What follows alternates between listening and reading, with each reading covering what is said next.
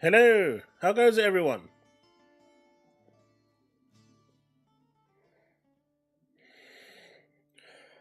How is everyone tonight?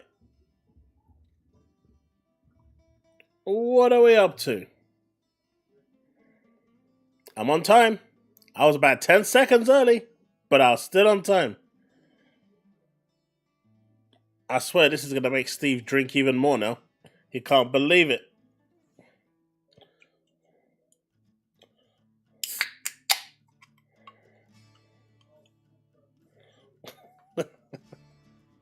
What do you mean for a change? It's the second time this year. I'm just spoiling you guys for it now.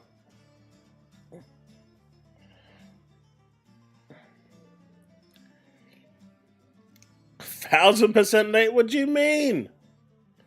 I had 10 seconds on the clock. I timed that to perfection.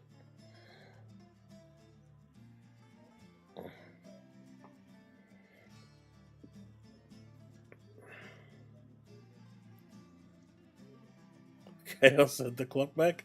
No, I finished work really late today, so I had to start a little later than normal. I think I got another week of these late finishes at work, and then hopefully I'll get back to normal. It's pretty mental at the moment. I'm not late. How am I late? Come on, I was on time.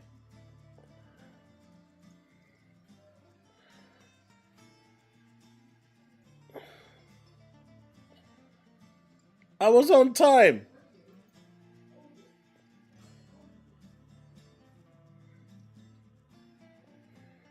So, man, it's a bit.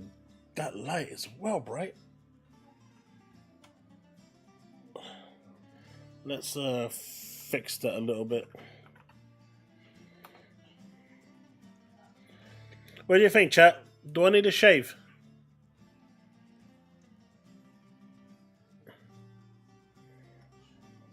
That's better.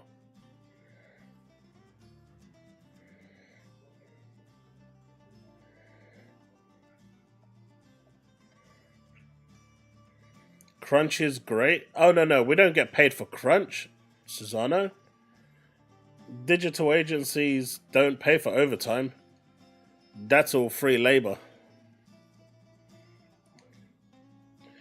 And if you don't do it, you get fired, so you don't have a choice.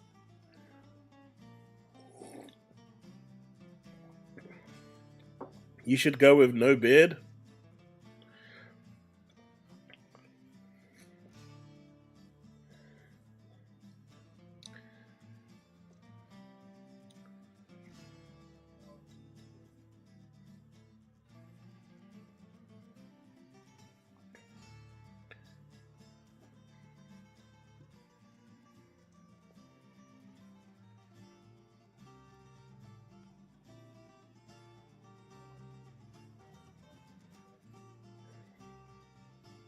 Contract's different, right?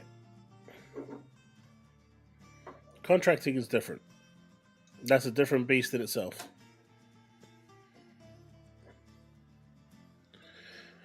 But anyway, how are we all doing? Tuesday, lots of news. Color my beard? No.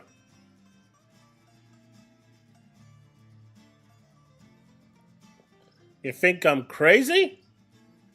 Yeah, you think I'm crazy? So what are we going to start with? They just dropped the deep dive for what's it called? South of Midnight. I'm not sure if anyone's seen it. It's a little bit long, but we can check it out if people want.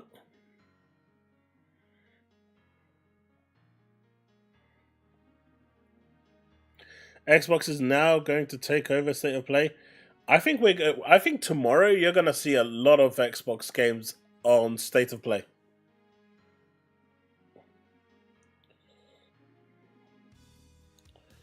I think you're gonna see a number of games.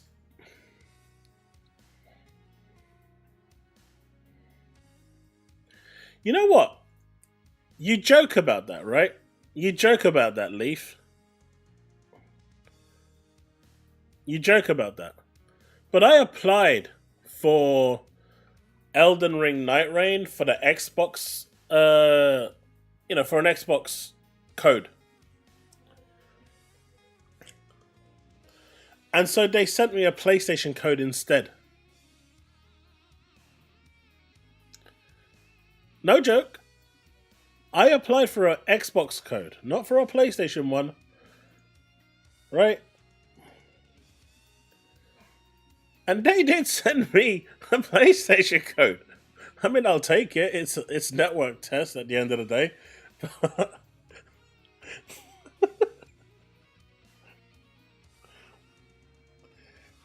Oh, I don't like Souls. I signed up for the network test for my kid. He's going to be playing it, letting me know what he thinks and recording some footage for me.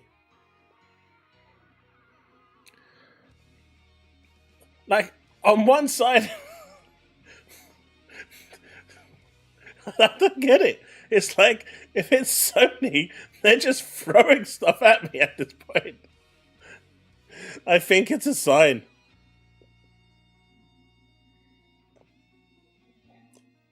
Oh, don't worry, man. I'm not masochistic. I'm not one of these people that like Elden Ring. Sorry for those of you that do. Bashing your head against the wall a billion times just so you can complete one boss is not my idea of fun.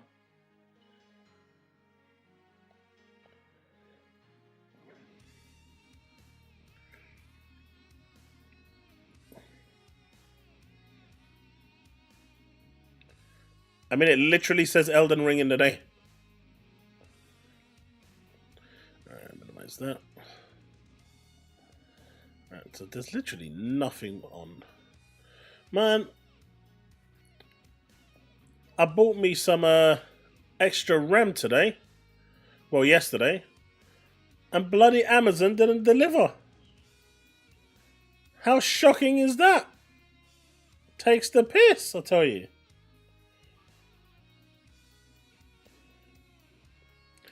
Like, it has the word Elden Ring on there. It's Elden Ring.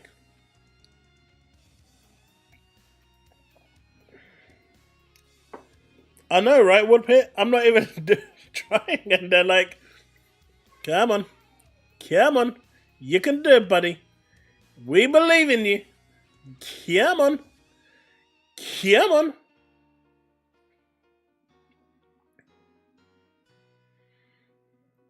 Oh my god. Coke Oreo flavor? That's horrible. I tried that once on stream. That was disgusting.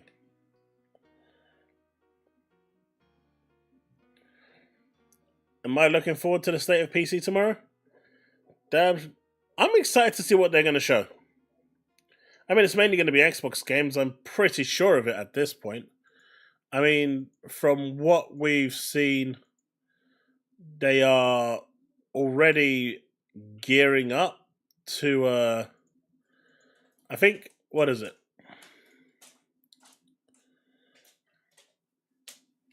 So state of play is, hey, thanks. So state of play tomorrow. I did say, right? I did say yesterday that if Sony's going to announce a state of play, they announce it one day before. I was bang on.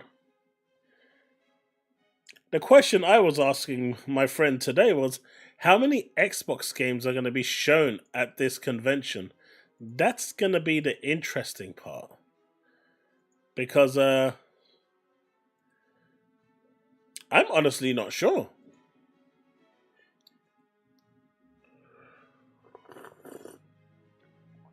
Yeah, it's at 10 p.m. tomorrow, so I might do a double stream tomorrow. I might do like an hour and a half over at Twitch and then switch over to YouTube for the state of play.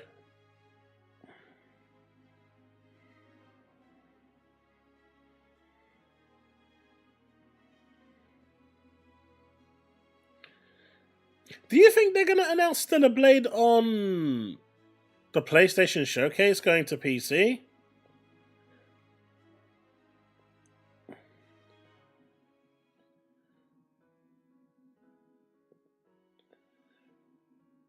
I don't know. It'll be a bit weird for them to Showcase that one. I'm not convinced. Although I would definitely love to see it. Because I want to see what it looks like. But it's going to be interesting. Where is that thing I found? Here we go. I must have messed this up. Alright. I'm really hoping my RAM sticks arrive tomorrow because I'm pretty sure I'm just running out of memory with all these tabs open. And that's why my browser bombs out every so often. So at 64 gigs of RAM, I shouldn't have that problem anymore.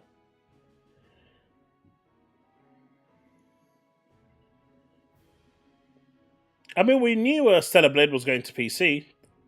Shift Up said from a long time ago.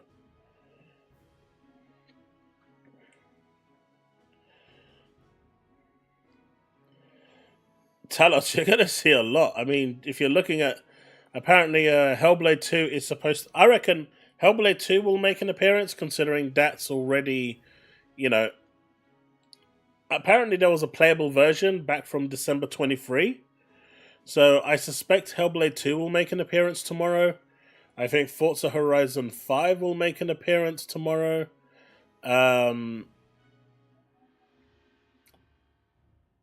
Well, there was one more I was thinking of that was going to make an appearance tomorrow, and now it slipped my mind.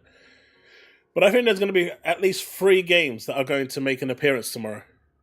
Indiana Jones, that's the one.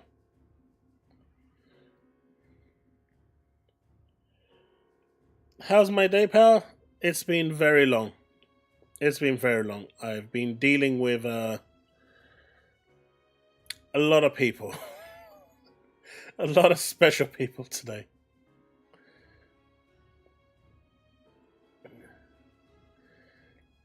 Age of Mythology might make an appearance. That's 4.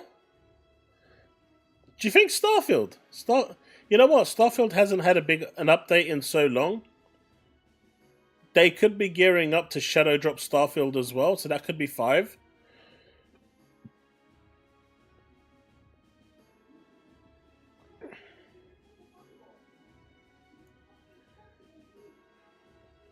Rumored, Starfield is always rumored, but after Phil's statement, I think it's pretty much a definite that it's going to go.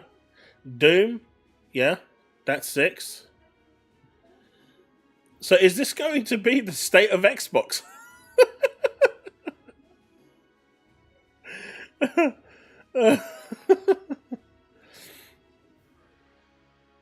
It's a... Nah, Master Chief Collection's too soon. I don't even think Microsoft has the balls to do that one, right? I don't think they have it. I don't think they have the balls to do that one. Although the last time we said that, Bungie did surprise us all with Deej. So, let's not be overly thing. I just don't see them announcing Gears and Halo on a rival's platform.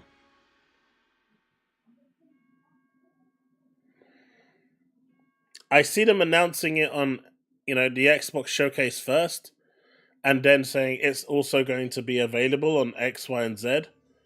But I don't see them announcing it if they do that at that point, it's going to...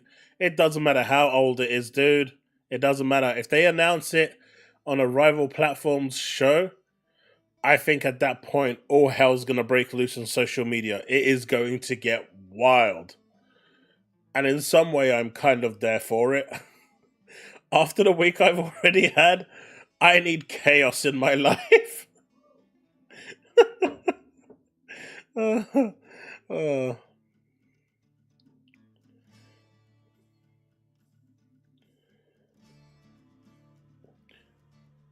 Also, this week, I'm hoping to have my review up for the Sinden gun. It's awesome, by the way. Really, really good. Have been using it for the past 3 days now. Really, really good stuff. So definitely look out for that review. It's just a barrel of fun. Playing light gun games again at home is really good. So definitely look out for that review. That is coming very soon.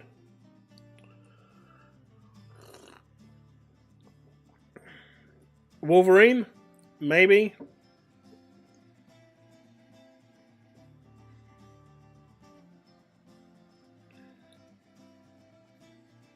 See, that's the thing, right? I've seen a few people in my comment section on my latest video actually getting really upset with me for that. Paul, right? This made no sense to me. Big Man Phil comes out. We don't want no walled garden. We don't want to create, take games away from anyone. And then it's like, SpongeBob 2 minutes later. And then you got this. Like, this is why I said the messaging from Microsoft is bollocks. And me talking like this is probably why they never want to speak to me anyway. Probably why Sony wants to speak to me. Man City are beating Real Madrid. No way. Please tell me Haaland scored. It may be only timed exclusive, Powerboss, but they paid money to create a walled garden for it.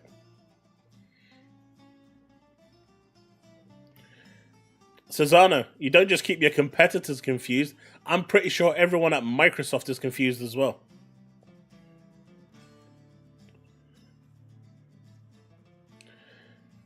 I did like Jeff Keighley though. My dude was out there the second that announcement was made. He was like sitting there going, please, I need to press the button to post. I can't take this anymore. That guy was ready.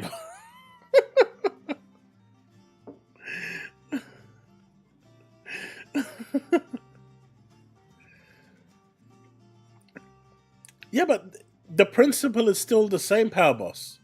The principle is still the same. You are still restricting gamers from playing. And in the Destin interview and in the Paris interview, he made it perfectly clear that that isn't the future that they want for Xbox. They want Xbox games and games made by Microsoft to be available to everyone. They want, the games to be everywhere and the platform to be your choice. By him restricting this game off PlayStation, it goes against everything he said in that interview, in its entirety. That guy has literally become a bona fide liar. He doesn't stop. Like, it's almost like it's a drug for him to continuously lie.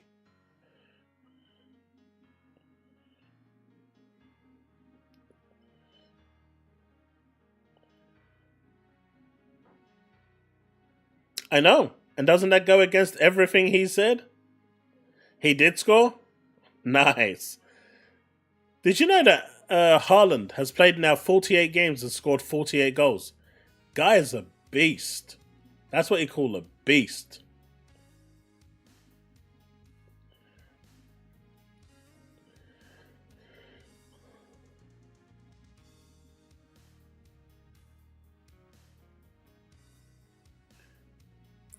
Yeah, I'm thinking in a little bit we'll do some call-ins as well. But did you guys want to check out the... Has anyone actually seen the deep dive for South of Midnight? If you haven't, we can check it out because I haven't actually seen it yet. And I was going to watch it, but I can watch it after the stream as well if everyone's seen it. But they did a deep dive talking about it and going through it, like they usually do before release. They haven't really... I mean, this game hasn't had any real PR, to be fair, but Avowed has had decent PR. I mean, I've even seen it in London now, and that's crazy. They don't usually do PR here, but I've seen it, and it's pretty good.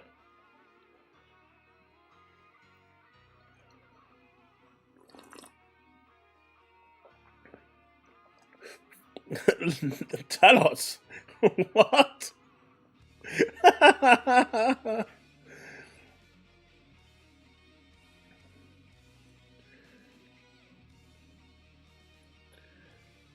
You know what, E-Ranks? I like it. I like it. I like it, E-Ranks. I like it.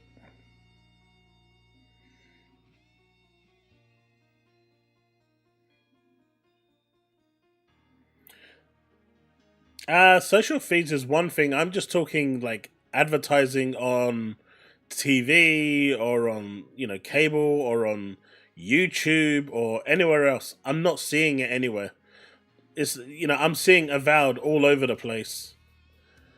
Because my alternate YouTube channel does, or my personal YouTube channel doesn't have um, YouTube membership. So I see adverts there, especially the one I use for work when we're testing stuff. I must have got like 3 adverts for Avowed today. It's all over the place.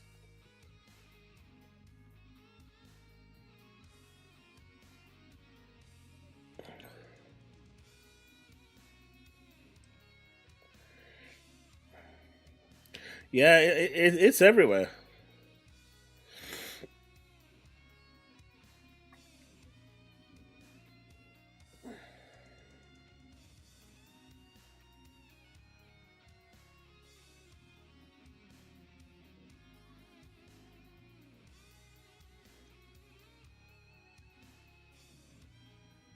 So I've got the one from Destin. He uploaded it 4 hours ago. I'm intrigued to hear his thoughts on it because he didn't like it, and I want to know why he didn't like it. Because I'm actually looking forward to South of Midnight. I'm genuinely looking forward to it because it reminds me of Kenna Bridge of Spirits, and I really like that game. It's different. It was creative, and it just stood out from the rest of the crowd. And so I'm really hoping that South of Midnight is akin to that. But he didn't like it, and I'm very interested to see why. So if I do play that video today, please do go and check the video out. Just give him a view.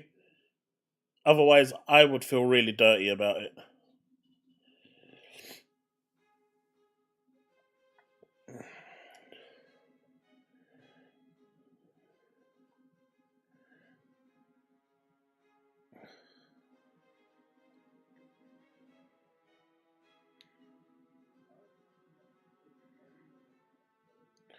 It's really weird because Xbox fans say Destin is a phony because he's a PlayStation fan, and PlayStation fans say Destin is a phony because he's an Xbox fan. The guy can't win. The guy literally can't win. Come on, guys.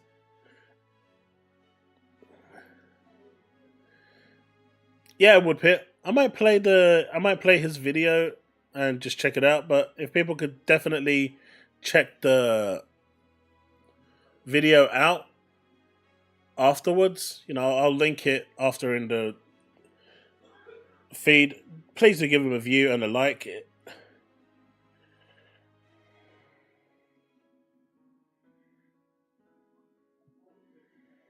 Kabini, why am I mad?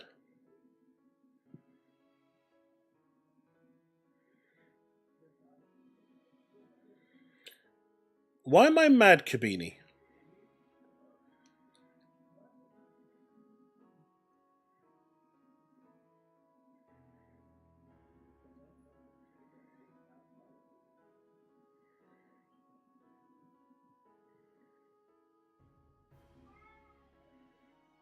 I'm not mad. I just said that Phil can't say 2 sentences without lying. He needs to pick a lane. He either wants to have exclusives or timed exclusives, or he doesn't. Why am I mad?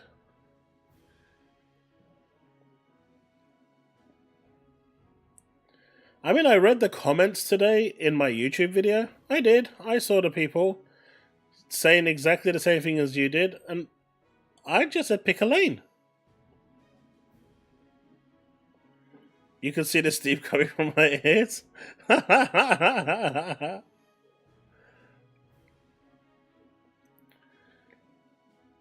He said he does not want any game to be restrained. He doesn't want a walled garden. He wants Xbox games to be on every platform. That's not case by case.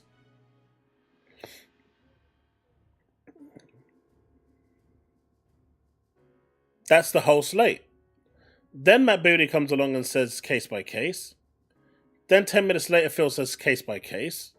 And then in a separate interview, he goes and says, no, everything is on the table. I don't want any game to be restricted on any platform. Take that as you will. He's basically saying he wants every game that Xbox makes to be everywhere. Which is fine, but stick to it.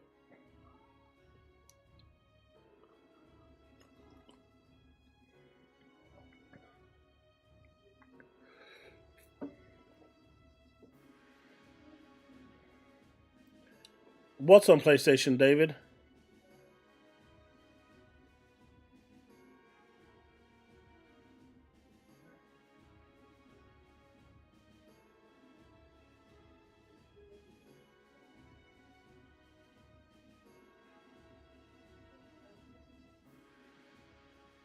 Of course he is, because he contradicted himself.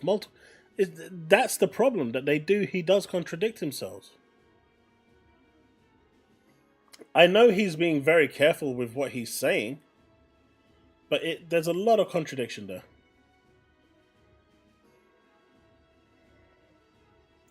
I'm interested to see if we're going to actually see any first-party games at State of Play. You want me to go Super Saiyan? Nah. I'm way too tired for that. I'm way too tired for that.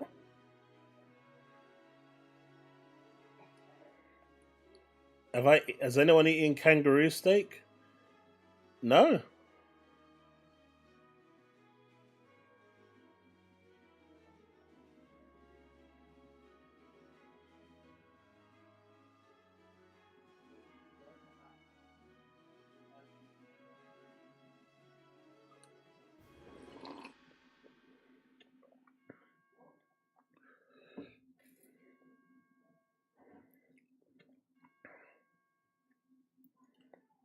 I mean, that is definitely one way to look at the E ranks.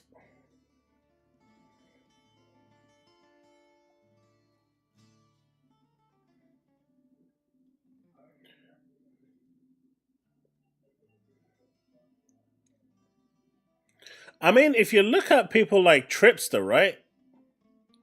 If you look at people like Tripster, and who was the other one? They now say that From Software games are first-party Sony games. So, I guess with Elden Ring being on Xbox, PlayStation games are on Xbox now, right? I'm just saying. Do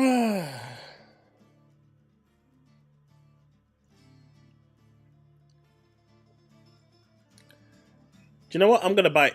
I'm gonna bite just to see what he's gonna say. Alright, the Black Knight. Because I'm a Batman fan, I'm gonna give you your 5 minutes of fame. Cope about what?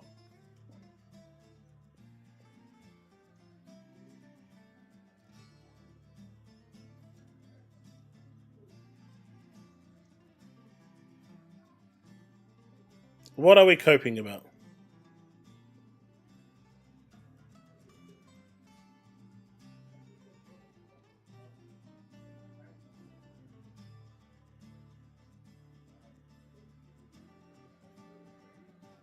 John, I'm with you, man. I'm with you on that one.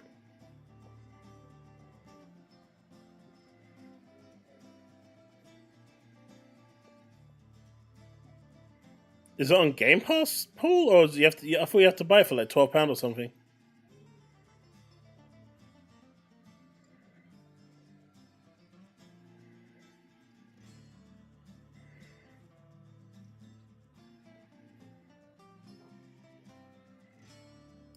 We haven't yet, but we're going to get to that in a bit.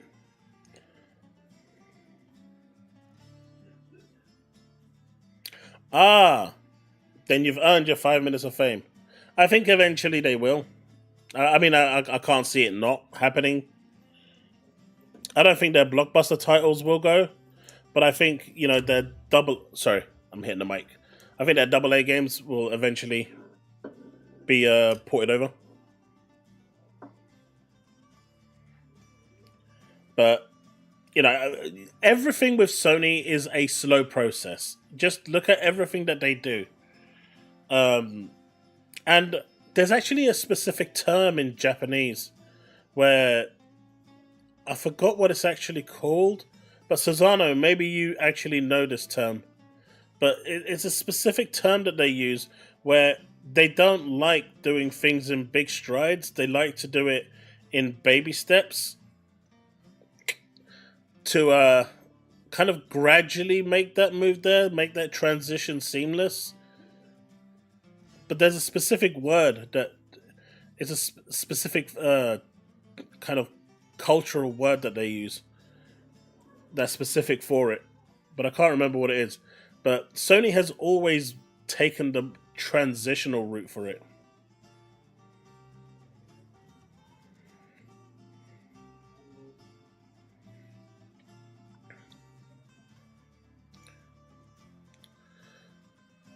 So who checked out the First Descendant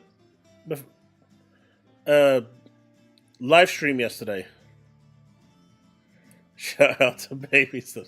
Kaizen, that's the one. That's the one. I knew you'd know, Susano.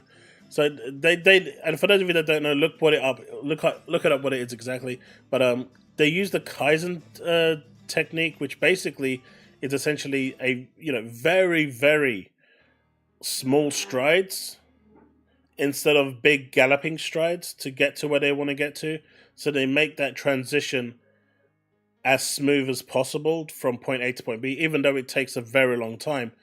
You know, as a culture, they just don't like massive change. So and you know, if you look at everything Sony does, even from their philosophy from no PC games to putting games day and date on PC, it's been a very, very transitional process. It's not been something that just switched on like a light bulb.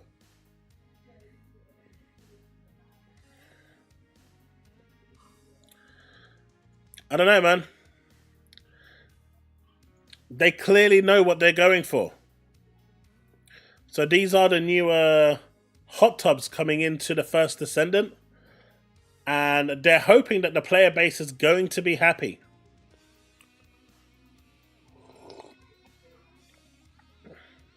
I don't know, I'm just going to put it out there.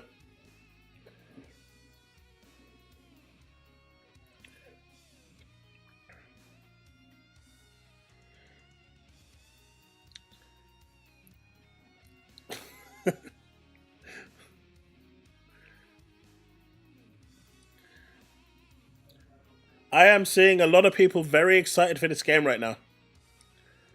After that live stream I saw, there was...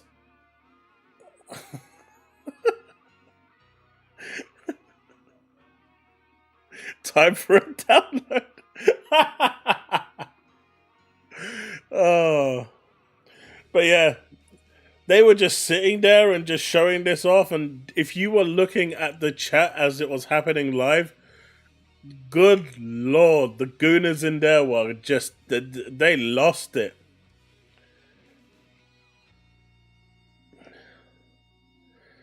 I mean, at this point, you don't really need OG modders. The developers are doing it for you.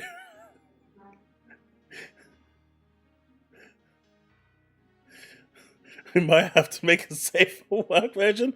Mate, there is no safe for work version for this game.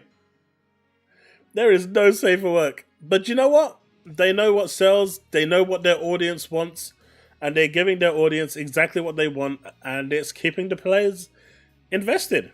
I mean, it still needs content, which I don't think it has enough.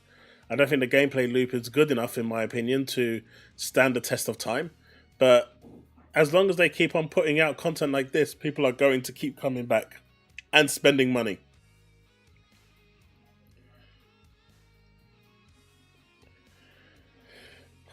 Mate, can you imagine the Quantum Error devs right now? They're looking at this and go, what?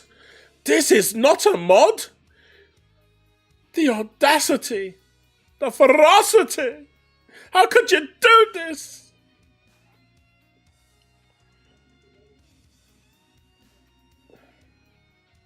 GeForce Now can't, Paul. Boosteroid can though, but GeForce Now cannot. Sony had that disabled. But Boosteroid can, because Boosteroid is essentially just a virtual machine that you boot up.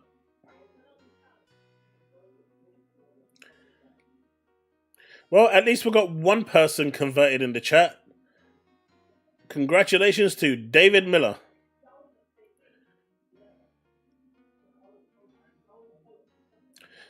Silver, I know you're playing this right now, getting ready for that hot tub. You ain't gonna deny that to me. I know what's going on.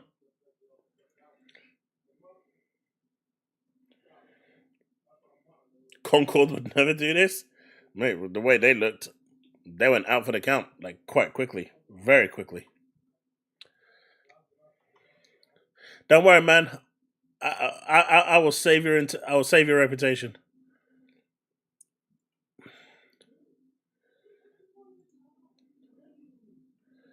Alright, let's check out this let's check this out. This deep dive. Hey, Gorsty.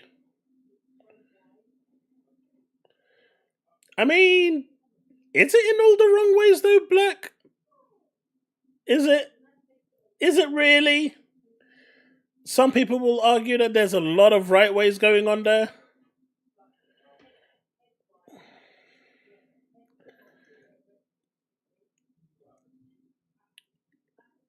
No worries, man. But yeah, I agree, Silva. The end game loop, I just don't feel the content is there. But otherwise, it's not a bad game. It's just, I don't know. They just need more, I think. And the hub where they have is getting very overpopulated. That's why now they're putting a hot tub in there. Because if you notice all of these games, whether they're gacha or not, all of these games are following that very, very same structure. Anyway, let's check this video out. What's this on? Alright. Games in this podcast range from E to M. Welcome to the official Xbox podcast, the only podcast coming to you from inside Xbox. I'm Lena, and way up there is Jeff. I can see for miles up here. Okay, you don't need to rub it in. Yeah, okay. sorry. We're actually not at the studio right now. No, we're in New York, where we're among a number of media and content creators that are getting to be the first people outside of Compulsion Games to actually play South of Midnight, a game I know both of us have been really looking forward to. Yes, we get to see a lot of cool things, talk to a lot of cool people. Ooh, we might actually some creators there. Right on cue, we have Whitney Clayton, the art director for South of Midnight. Hi, Whitney. Hi. Hi. Okay, I have to ask. The stop motion. The very first moment that we saw something from South of Midnight, you know, we had that trailer, it was so visually arresting, the style and everything. So I would love to know your journey in creating this world. Yeah, so I think we just really wanted to be very deliberate with this type of style we were going to do for the game. So our previous games did have a style, a lot of world building, Is the audio too a lot loud? of very cohesive world direction, but we wanted to take it a step further and really define the style. So we leaned heavily into this handcrafted look, and it came from something that felt right with the setting. So it's the Deep South, Southern Gothic, dark fantasy, folktale. So having this handcrafted look seemed to encapsulate those themes really well. It has soul, it has this feeling of craft, and so I think it's a timeless sort of style, but it has a lot of challenges bringing that into 3D because, you know, it's not actually real, it's 3D, so we had to make it look like it was Dude, crafted. the moment Sony released the game on Something that is PC, real they're and third is party. handcrafted. Is End this of right in story. front of this beautiful peach tree with Hazel sitting there weaving? Who made this? They're a so third this party is Clyde publisher. Henry Productions, and they are a stop motion animation studio. We were looking for types of stop motion animations that would feel right for the game. We knew we were telling like a dark, mature story, and it had to have this eerie, sophisticated feeling to it. So they had done a really amazing short called Madame Tootly Pootly, and we just loved it, and it was a really cool reference for like the type of detailing and kind of the way it felt. Just had this really nice feeling. They are actually in Montreal, and so they let our team visit the studio and like inspect all the maquettes and look at how they were made. So our team learned a lot about maquette making so they could bring that back and try to reverse engineer it in 3D. So that was the first part of getting to know these guys. And then at the end of production, we needed like an intro cinematic to bring the player into the type of world that they were going to be I know in they're South bigging Midnight, up and to the sort of whole set them off on this journey. stop And we motion. thought that would be perfect if that was in the style of stop But motion. wasn't it like the So then first thing they people agreed wanted to do removed? an actual stop motion for us. And that's at the beginning of the game when you first load it up, right? Yeah, exactly. So then they made a beautiful stop motion film with us. So the whole inspiration went like full circle with them. So it's been a really fun collaboration over the last couple years. Whitney, thank you so much. The game looks incredible. These look amazing, these maquettes. But you know what else is beautiful? Gorsty, Can you spend your about 90 minutes assumption is playing the game right. for the first time? So excited. Yeah, okay, let's We go counted play. 6 games. We will Thank see. you. I'm looking for a creature. Now, Huge, Woodpit. sneaky, teeth like knives.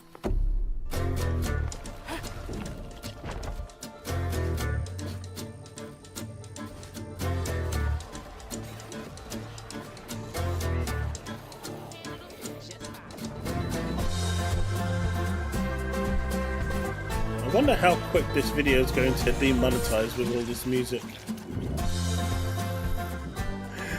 My salvation. A talking fish. Nope. Ain't no way. So we just got finished actually playing South of Midnight. We got to play for over an hour. What and it's always first party interesting. have I feel they got cooking? when you see gameplay, like Yeah, we did yeah. at the Developer Direct pretty recently, but then you play it, you're like, now I get it. Yeah, it's like the full experience at that point, and it's so exciting. You're So right, we E-Rex. It's played not an for, insult. Again, well over an it's hour. a fact. We recorded They video. release You're gonna see a games ton of for that other here in a platforms. bit. And we have a lot of questions. Unfortunately, we have the right people here to help us answer those questions. Zaire Lanier, you're the writer of South of Midnight. Thank you so much for joining us. One of the writers on South of Midnight. And then Jasmine Waugh. Please tell me I was close. Yes, totally close. Wait, what? You're the game director, but you're also podcast Hasn't it director been every time I try registered to for a pronounce your name. remaster? I was close here today. And so we've got questions for both of you. There's so much. So Lena, kick us off. Yeah, so we talked about the beauty of the world earlier. Resident with Evil 5 Whitney, was registered, but let's dive into the story, okay?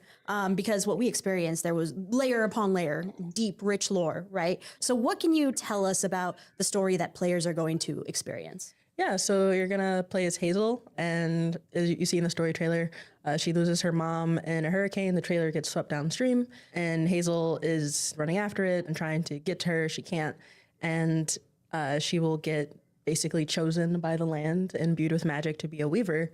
And that weaver's journey is that's her always the going case, throughout the right? countryside of the game. That is and always all the these case. different biomes and these different places, trying to get back to her mother and all the creatures and cryptids and stuff she'll meet along the way that are based on a lot of like Southern folklore. Let's talk a little bit more about that. So I used to live in the South. I would go hiking outside, but even in the neighborhoods, you would just see like lots of wildlife, like alligators, sometimes in a swimming pool. That would happen. Yes, I lived in Florida, but like raccoons and possums. You know, I didn't see a whole lot of Arthur. talking catfish as well, but I used to catch quite a bit on my own. That dude has a better beard than me. Like, what drew you to that Southern U.S. setting? I'm jealous. Yeah, well, our creative director is from the South and drew a lot of inspiration from there. We have some people from the South on the team. My family has roots in the South, as a lot of Americans do.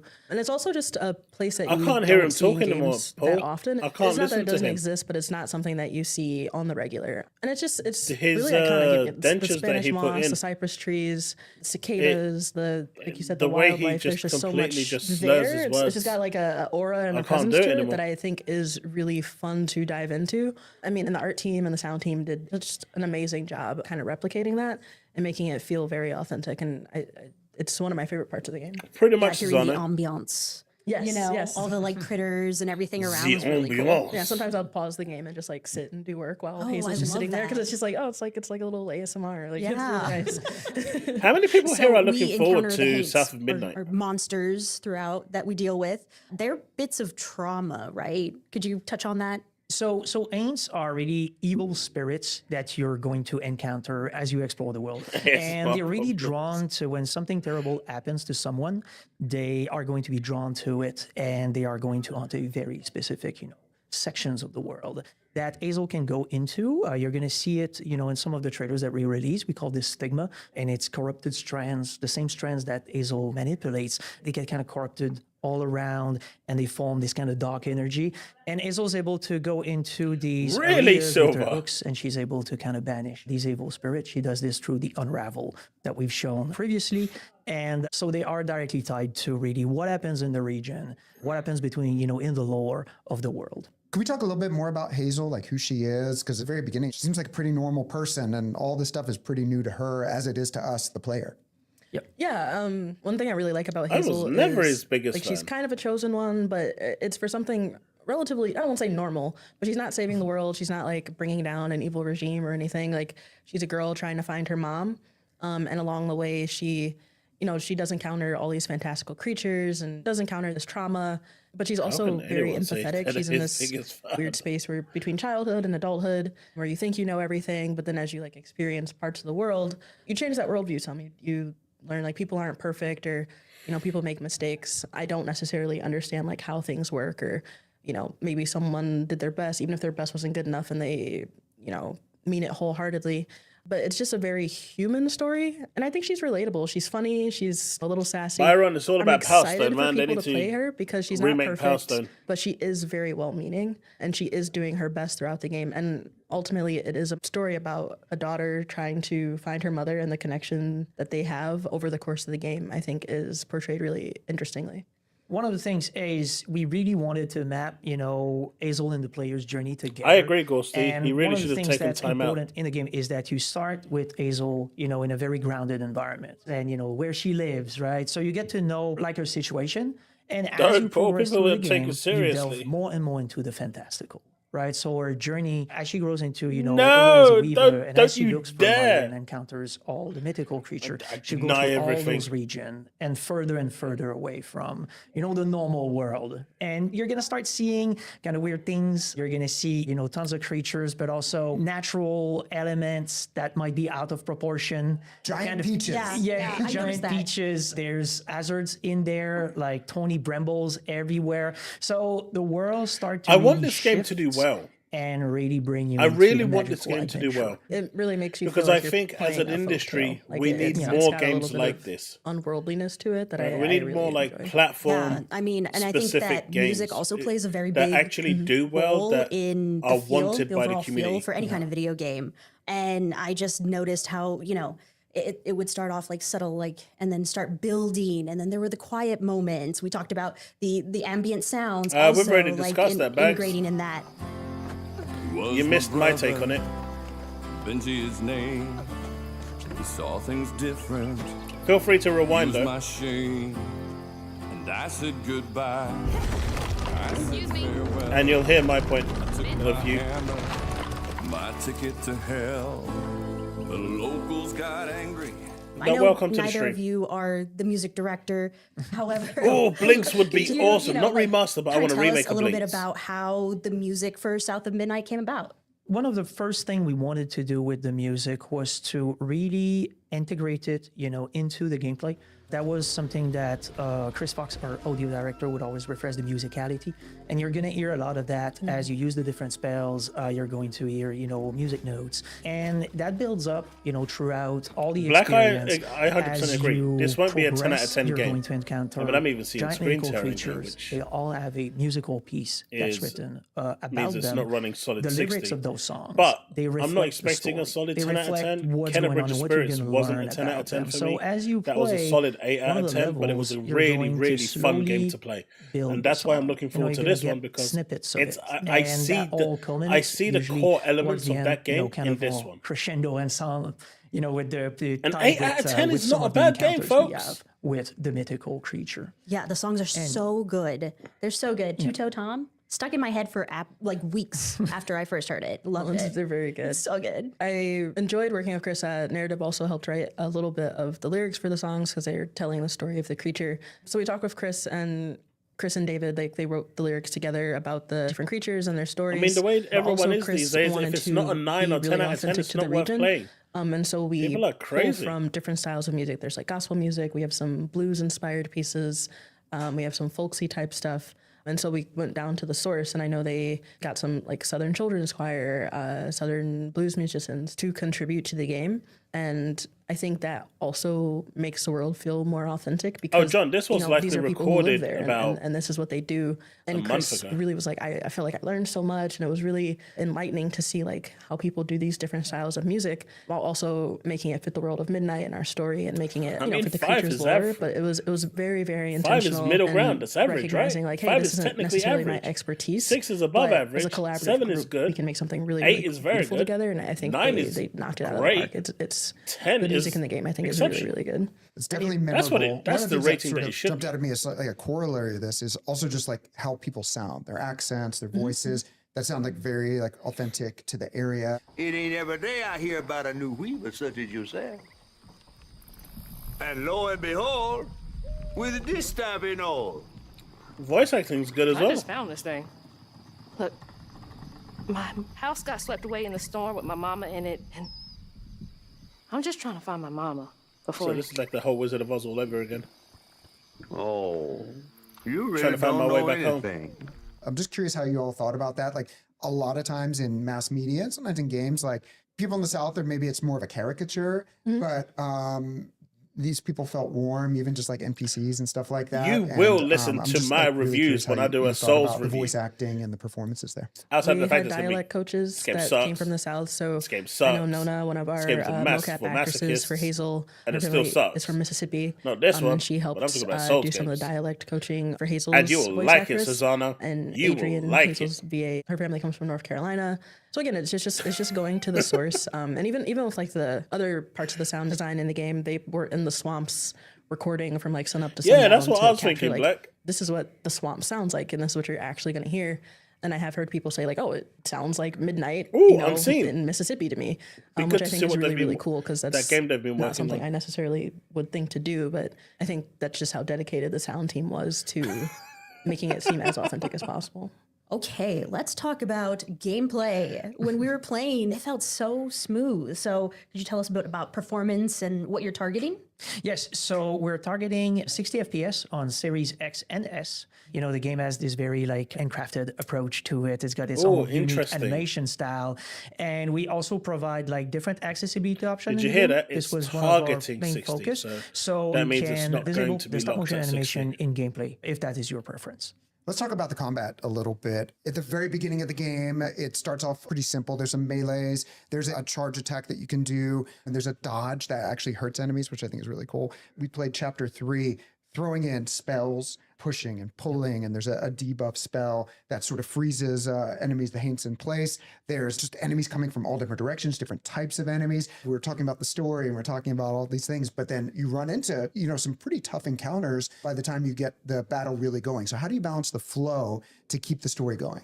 Yes, so it's twofold, really. So our main intention with the game was to create a narrative-driven, third-person action adventure, linear game that focuses on cinematographic action and storytelling. Right? I'm so one of the few there people was that always actually idea enjoyed when we built the Forspoken. levels of pacing. We wanted to make sure that we would go from exploring the world of the South with a strong motivation, and then as we go along, we explore. Anime and for then, Stellar Blade. you know, I haven't having heard combat anything about that. encounters come in and kind of, you know, permeates kind of the high points of each of those levels, right? So it was always a balance of making sure that we have, you know, all of our core components, traversal being there for a while, contemplative exploration of the environment because the world look beautiful. There's all kinds of interesting things to I don't know. look at, I'm actually and then really dive excited deeper for this into one. the high octane action And of I'm hoping combat. it's gonna so be that really idea good. of having, you know, I very want intense this game to combat be really good. sequences mixed with For you know, multiple traversal that reasons. also has challenges, but then exploration that might be a little bit more, you know, subdued was really at the heart of making, you know, these flows in the levels. With the idea of keeping Hazel's journey on a momentum, right? She's looking for I gave she's Forspoken a disappeared. 7.5 The whole story out of 10. unfolds over 24 hours. It's very driven towards a specific goal. In terms of balancing the combat itself, I mean, they what shut we down wanted the to do studio, was right? to make sure Black. that we So I would don't know. slowly ramp up the action. Sound of Midnight The at its studio's core kind is of been meant to split be to work on a all more sorts of accessible things, so experience. It really the is original pick up development and team no play. longer Everybody should be exists. able to kind of pick up the game and I'm not play. saying So that we other wanted people to have can't that port kind of it. smooth ramp up And into honestly, the if tutorial, they which did, is something I'd love that them to you port talked it, about. So we get some introduced more all money, the powers one after the and other so make a that you can sequel kind because of the get game the didn't hang. finish. And then as the game progresses, we start ramping up. It ended on a difficulty. We cliffhanger. still wanted the game to feel, And I really you want know, a sequel little for bit that game. challenging Like, for the really down the want a road. sequel for that And game. that goes through two things. One is That would be to day make sure one for the me. encounters start to have, you know, more enemies, different variety of archetypes that shows up, as well as the player unlocking a few of the upgrades that are going to make Hazel more powerful in combat. Yeah, And but that there's a feeds back reason into for what I that, was saying Susanna. about pacing, having these moments. And when you of play the game, contemplative you find exploration, out why. of collecting our currency. There's a reason why called she flus. hates everyone. Hazel names about every powers or And it thing isn't she just finds the in the usual world. trope. But the flus will allow you to, they're little pockets of strands that you can use to upgrade your powers.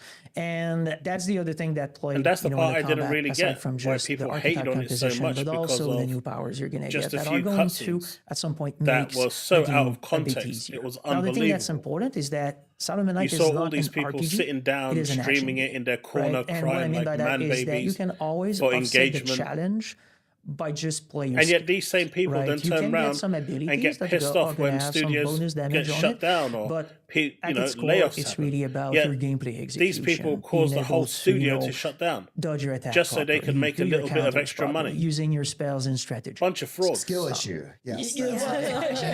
Like I said, but we do provide tons of different difficulty settings, and we do have one of them that is a bit more on the harder side for the more technical players around, but also two of them that are much more easier, much more story driven. Let's If you just wanna go! enjoy the ride, They've it's also designed the fucking game that. for me. Yeah, talking about that perfect You dodge, heard that right? which, 2 modes emphasis just on for me. perfect, some more This game is successful than getting others, better but, by the you damage second. the enemy with that perfect dodge. Has anyone in the office, like, how far have they gotten with just using a perfect dodge? Are we going to see speed runs of this? Like, The no attack. Game is getting better by the I don't second. think anybody has tried it. Okay. So, but now I'm intrigued. Now I want to go back and challenge try is it. on. Yeah. Lena, I think you're up for that. I am. I got really into Serious? You the mean in metagame of Forspoken or in collecting this game? floofs as well. I can turn any game into a 100+ hour game just from collecting alone, okay? But like some of them were so well hidden, and I knew I needed every single one so I can, unlock abilities and upgrade and everything like that. Do you have You any see, John? tips on, They're- what to they're definitely prioritize catering when for me. upgrading? Okay, so there's different ways of prioritizing how you're going to upgrade. One of the most important things to know is that prioritizing mostly happens as you For this progress game, through the game, but by the end of the game, I'm gonna check if out you its review explore a after, lot, 'cause I you haven't should seen have it. enough to buy everything, right? But as you go along, you can get additional attacks or upgrade your existing attacks, right?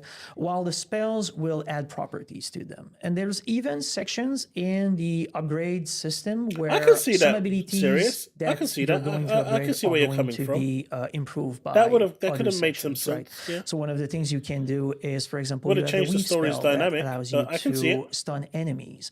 But at one point, you can also upgrade the Strand Blast on that perfect dodge to also provide you with weave when it does, stunning the enemies. What were the even two more. So modes? there's a couple of Story things and there to kind easy. of see and kind of explore as you see the upgrade system. So in terms of what you should prioritize, I think it really depends on the playstyle, depending on which spells that you prefer, or if you prefer to, fight from far away, you might prioritize pull. Yeah, to it's be all able to preview. pull They only people had a towards small you, right? playtime. No one's While if actually you're fully played the more of game. a melee fighter From or you start want to to go finish. up close, you got more attacks there.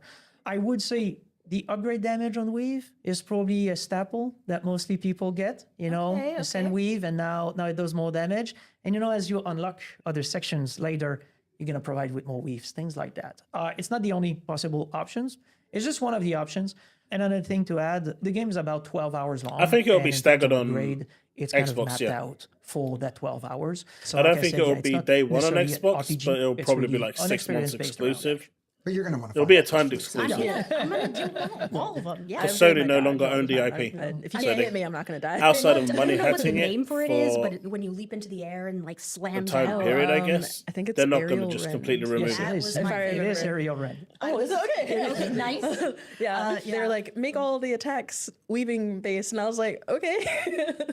Something else that seemed like really weaving based is like these magical Hush, Silva. objects that Hazel gets. There's these hooks. Like my kid does crochet, but like they're not as violent as these. that's good. That I'm aware of. There's a distaff which allows Hazel to see things like maybe the ghosts and other things of the past. The spindles, which are magic. There's a magic bottle. Are these things that were from lore of things like a bottle tree, things like from the South, or were these things like straight out of the imagination of the folks? Oh, at money Compulsion? talks, Well, man. the bottles themselves, talks. that's part of Southern lore. Like you'll have a bottle tree, or sometimes people will paint the underside of their porch a shade called haint blue, and it's meant to keep like haints and evil spirits like away from your house, and that's what the bottle tree does. It wards them away. And so when she collects the painful memories in the bottle, Ragnarok was she's kind of boring. helping It's not the only- necessarily I completely couldn't heal finish that it. trauma. I'm still gonna go but back and it allows finish us it, to look at it in a but different that way. game was So she beyond has the three boring. different elements: the distaff, the spindles, and the hooks. Those aren't necessarily like Southern folklore, but the South has a pretty rich history of like textiles,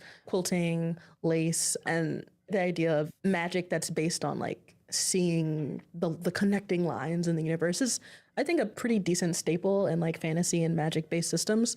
So we just kind of ran with that. So I know the art team did a really good job. Like, what does that look like? What does we've called it the grand tapestry of the universe. So like, what does the grand tapestry too, look Lord like? What does the Louis. strand, what do Me they too. look like? And making the whole aesthetic seem like kind of familiar, but also something very magical, which I think they did, as always, they did a really good job of. And it was really like I the see a lot basis of games doing what this we wall decided to running do with now. the features afterward. Because the idea of infusing Although the that did traditional feel like art she of was more crafting with gliding than magic anything, in but I it, guess it's that all was really the magical, right? genesis of the idea. And then we're like, okay, what kind of feature we're going to build around that? So it was always like, if you're a character that can manipulate these unbreakable kind of strand there, what can you do with them, right?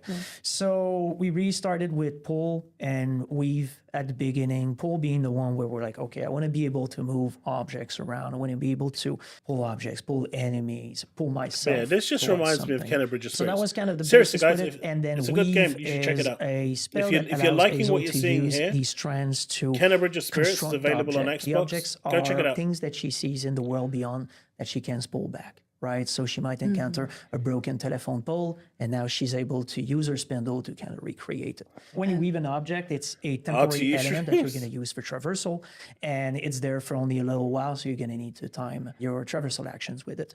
And in combat, weave is used to use all the strands to hold the creatures together. So those are the first two spells that we kind of dived in. Then we added Wait, push on it Rich because Tech we wanted to USA? be able to Streams are back? pull an object, move it, kind of move around. He's back? And with that formed the basis of everything we did with the character. As she kind of used them, you're going to see, she Mate, pulls out Cyberpunk the was object, supposed to have and everything. the objects sometimes dematerialize and they reappear. And you get all these little like interaction and animation that are super fun to watch.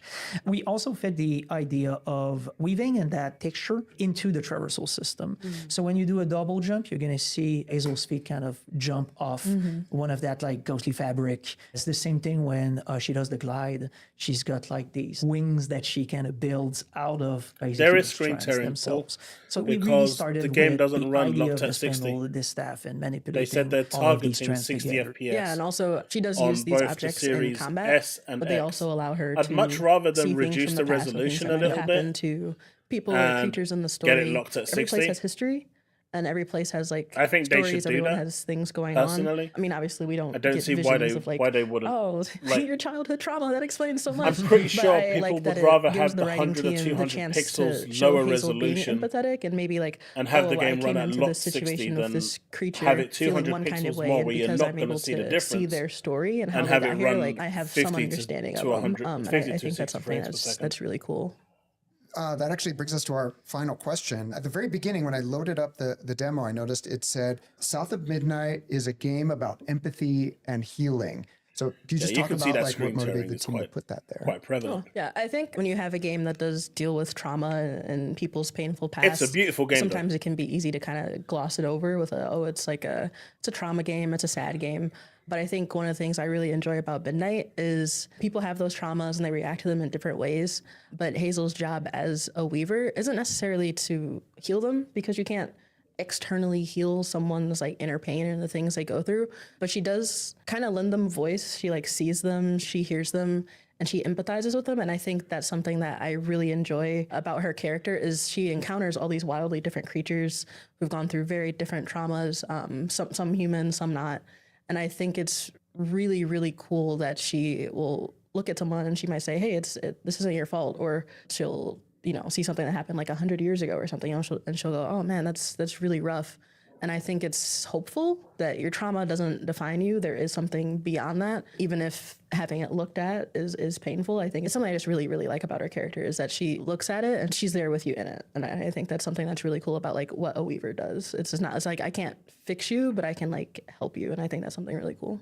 Jessamine, Zaire, thank you so much for taking time with us. I know this is like kind of a cool week, and it's the first time people get to go hands-on with the game outside of the studio. So looking forward to seeing all the coverage and all the stuff that'll be out there today. Yes. And we get to play. It's not going to be that far away, right? April 8th? April 8th. It's going to be there. Very cool. Coming to Xbox Series X and S, PC, Game Pass. Remember. It's happening soon. So what's next for you all?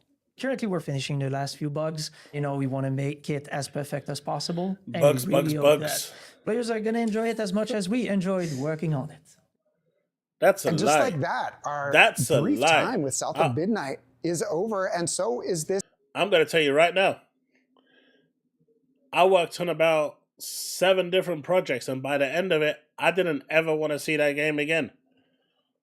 I'm telling you that now. By the time you get to the end of it, you're like, thank fuck it's actually over. And you can move on to the next project. Ain't no one. No way. That's just a lie.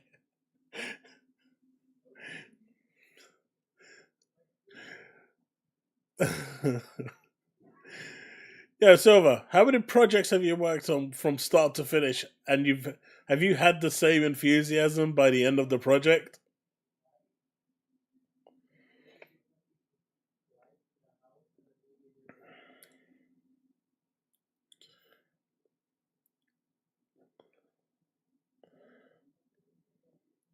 Man, I still remember those that were that started off with Sonic the Hedgehog, the kind of reboot, and then I saw them by the end of the project.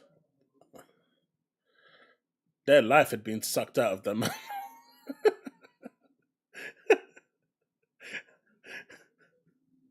Good times. Good times. Yeah, that last 10%, that final push, it's absolutely just...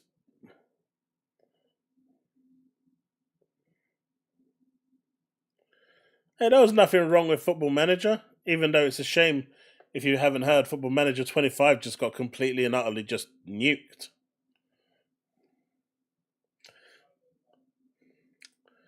Oh, Ventura, how could you?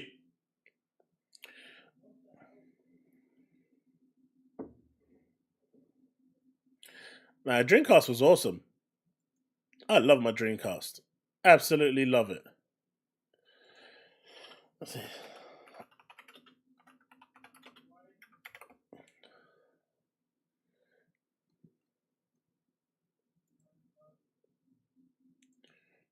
So what do you guys think about this?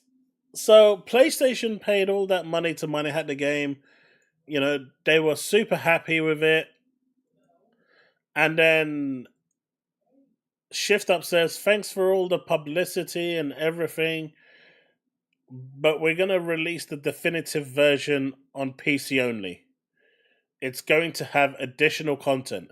Even if you get past all of this stuff, this one right here must be a kick in the teeth. That's got to be a kick in the balls, man. Come on.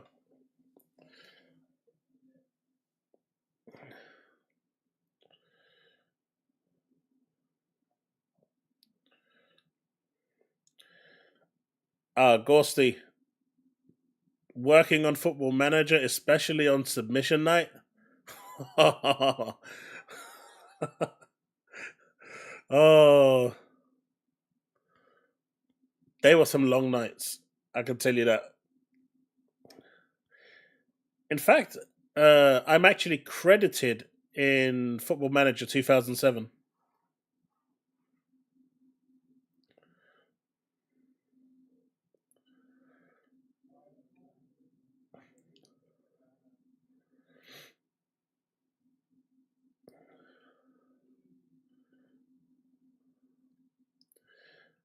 Have you seen the response coming from PlayStation fans now? So Shift Up said that they expect the PC version of Stellar Blade to sell more than the PlayStation version, right? And now they're saying, of course that's going to be the case. Look at their player base size. What happened to PC gamers don't buy games? Just gonna put it out there.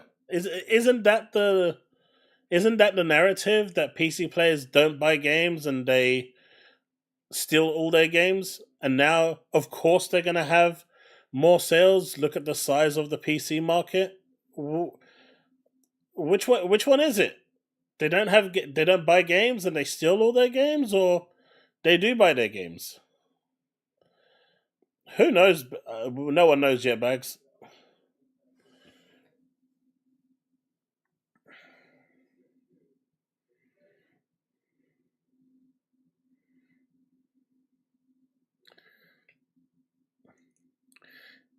Oh, come on, Silver. You loved those 24-hour shifts.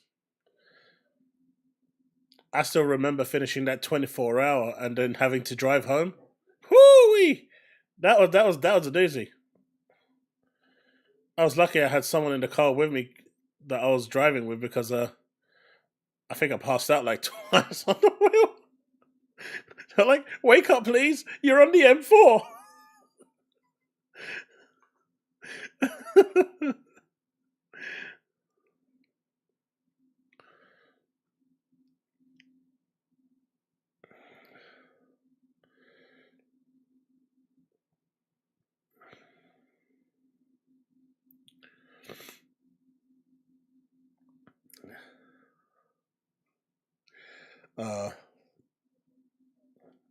I don't know, but I'm actually genuinely interested to see what that additional content is. I'm hoping it's not just skins and stuff like that, but I'm actually hoping it's like, I don't know, an expansion to the story, or new area, or something. Something that's going to make me want to replay it. But can you imagine the mod scene on this game? Oh, it's going to put this out of business, right?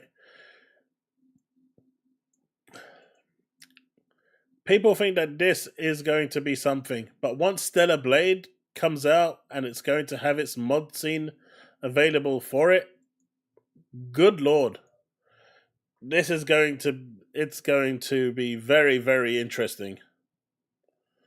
I mean, the naked mods are always going to be there. I think they're tacky. That's my personal opinion. I would never use those.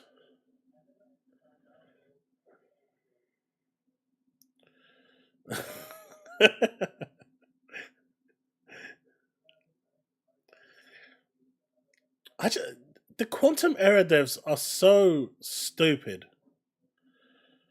Like, you've got to be a special kind of stupid to think that me console warring the first time worked so badly, I'm going to double down and do it again the second time. But in the process, I'm going to call every single PC gamer out there a pervert, a sicko. There's got to be something mentally wrong with those people.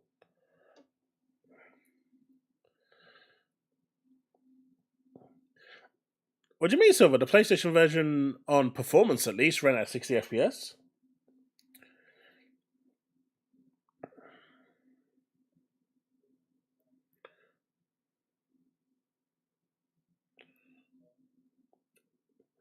But I think this is quite amusing.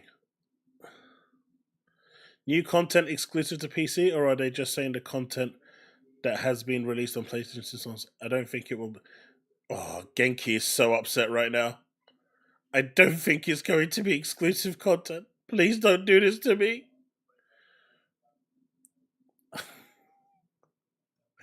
Oh, poor guys. But I am interested to see what it is. Yeah, they fixed. So what you saw in the demo, they did fix, but it wasn't truly fixed. Now, apparently, what they said was if you run your TV in game mode, that on the retail build with the update, that actually fixes it. My TV's game mode is absolutely horrendous to the point where everything goes so dark. It's like you're walking through a cave in the outside. So I can't use game mode on my TV. But apparently if you use game mode, then it's pretty much one-to-one responsive. But that's only on the retail. The demo was just bad. Just like the Forspoken demo. The demo for Forspoken. I remember the Square Enix rep contacted me and said, "What did you think of the demo?" And I said, who in their right mind thought that this was a good idea to release? I said, after I've played the action, after I played it, I was like, this is awful. Absolutely awful. You've pretty much murdered the sales of your game. And it did. Because that demo was really bad.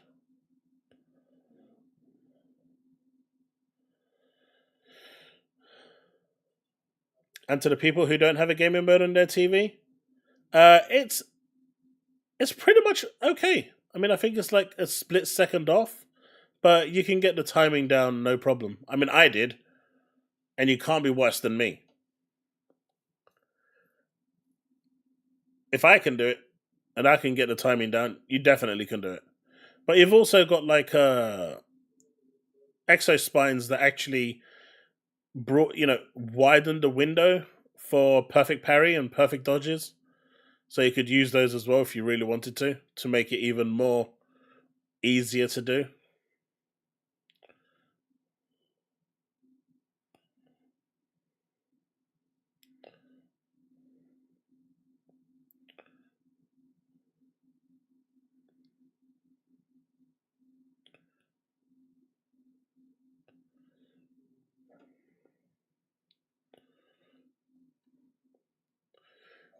But yeah, I don't know. I thought this was quite interesting. I think it will. I mean, we were discussing this earlier, Wacko. At the moment, the hot candidates to be announced at the State of Play tomorrow is Hellblade 2, Forza 5, Forza Horizon 5, Age of Empires, Indiana Jones will probably be shown. Doom is going to be shown, in my opinion. What else? What was the sixth one? We said one more. I'm missing it. Chat, help me out here. We said one more. Chat, what was it?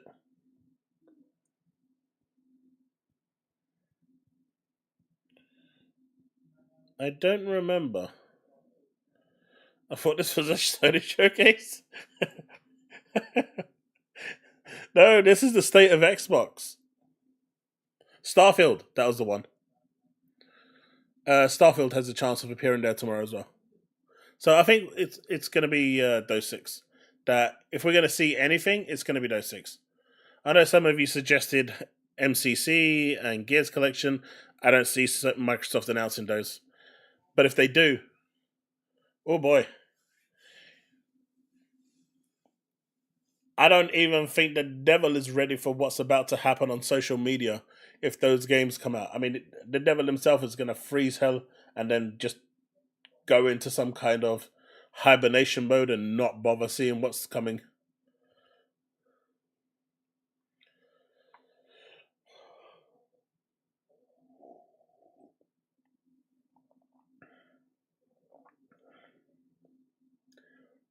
But man, if those two games get announced tomorrow, oh boy, social media is going to be insane tomorrow. It will be like you've never seen it before. It's going to be mental. Nah, I don't expect it. I don't expect it.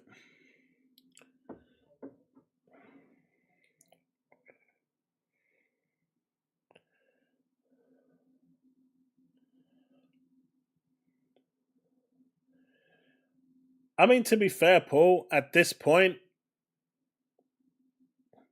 you expect every game to go over, right? So he was wrong. He said it was going over at the time that it was going over. Turning around and saying 7 years later, hey, I was right. 7 years later, what I said came true. Well, that's not the gotcha moment you think it is. Oh yeah, a bunch of these games are suddenly going to be really amazing. They can have Redfall.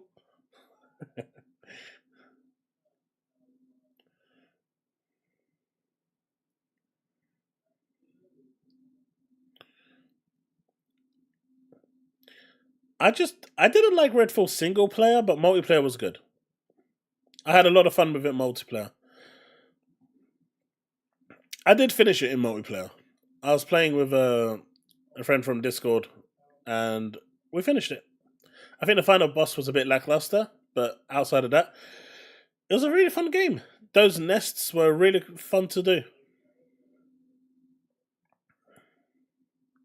I never played Crackdown, the third one. The one with Terry.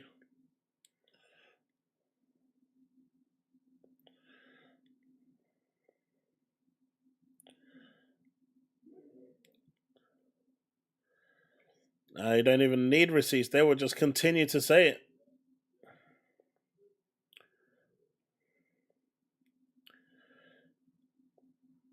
I mean, technically it's a re-release, right? So under Jeff Keighley's rules, these games would now count for Game of the Year. We won't see a Banjo-Kazooie. I know people want it. I personally don't think it will sell. Metal Gear Delta will definitely be there, I think.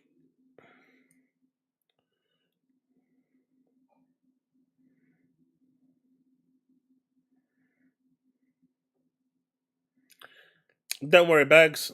They're going to put Kratos in a mankini and send him out.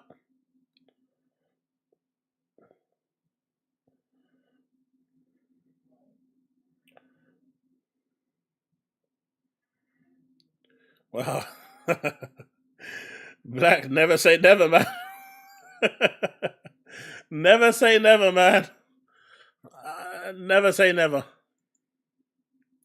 Never say never. But I do think that there's a good chance, because apparently I remember vaguely that in 2023, like towards the end of 2023, there was a playable version of Hellblade 2 already on the PS5.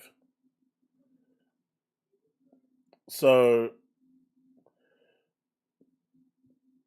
it wouldn't surprise me if that one was being worked on in the background. It's not a big game. Obviously, the porting process from DirectX 12 to Linux obviously is a bigger port, but it's not. It's not. I don't think it'll take them that long.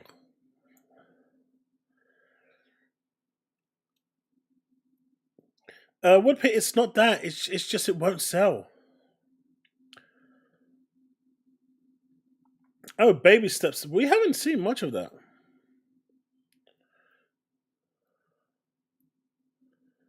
What you'd give for a Gauntlet top-down game?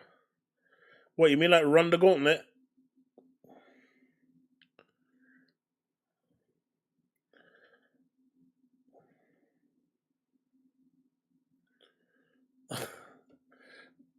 Nah, don't. Let's not get crazy now, Phantas Archer. Like, Twitter the game, that video was awesome. That was brilliant. That was absolutely brilliant. Didn't Sony have like really bad stuff going on with KOTOR and they kind of abandoned the game and license? So I'm not sure.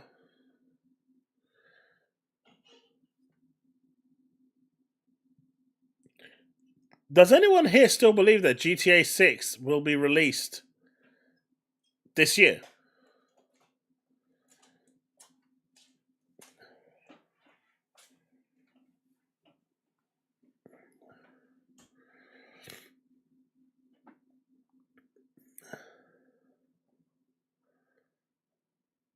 Does anyone here still believe that GTA 6 is going to come this year? Considering they said slips can happen. And so they're already bracing you for the delay announcement.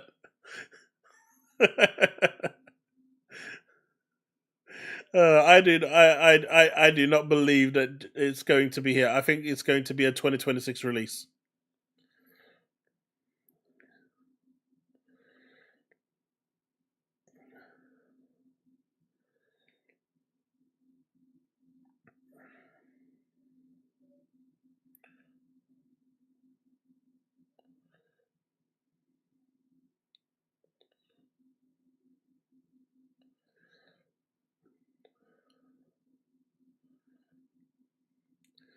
November 20th, 13 days after Gears E-Day. Dude is still thinking E-Day is this year. E-Day is next year.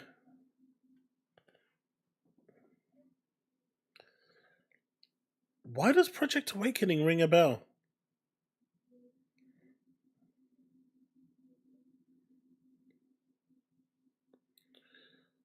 Nah, it's not going to be 60 FPS on consoles. It's going to be 30.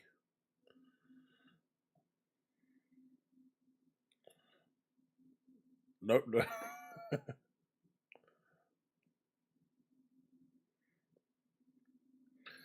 I reckon they can probably get it to run at 40, but I don't see it running at 60 without them degrading the resolution a lot. Especially at the size it is. Unless they start introducing... Because they want it to be a seamless open world.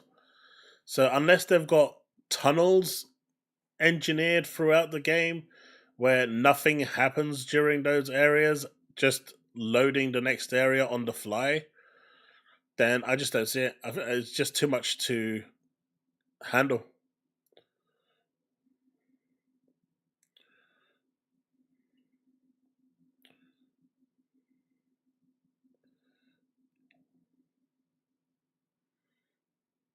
$100p. No, it'll be better than that.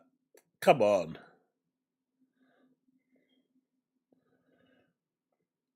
Oh yeah, Black. All of a sudden, everyone's going to be like, you know what? I don't care if this game runs at 20 frames per second. I must play.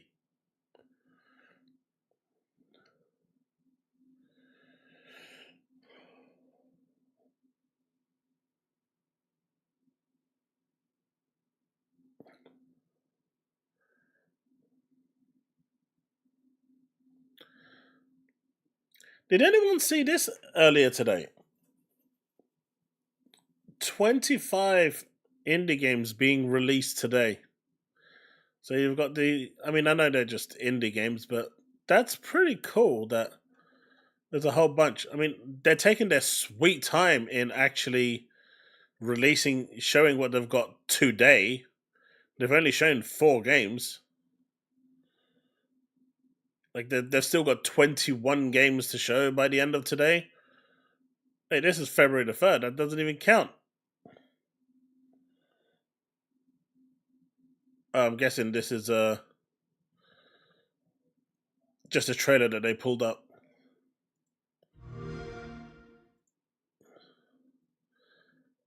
That's what I'm talking about, man. Next gen graphics right here. This is what it's all about.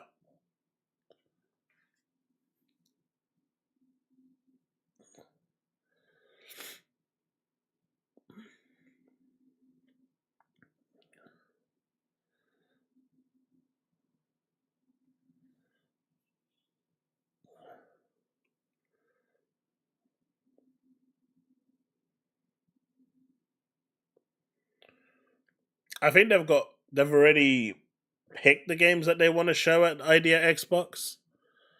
So these are just other stuff. I have no idea what this game is. I guess it's like a point and click. I don't know. You know a trailer's bad when you can't tell what the game is.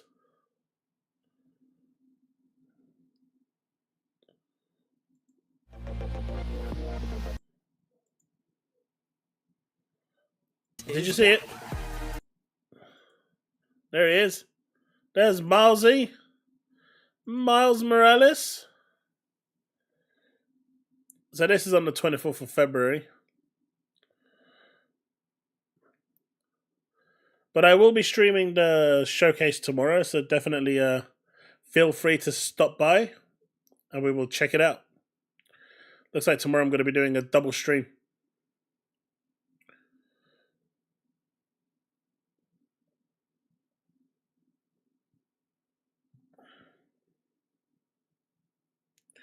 I mean, you know, indie games just fly off the shelf, right? Indie games are released all the time.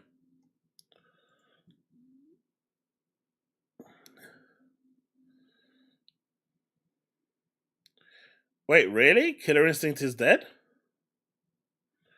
I mean, I'm not surprised not many people played it. Or wanted to.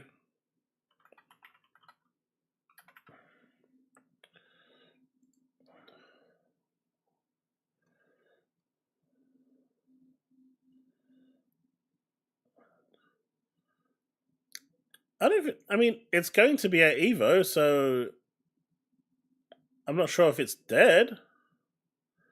The fact that it's at Evo means that there's definitely a following for it.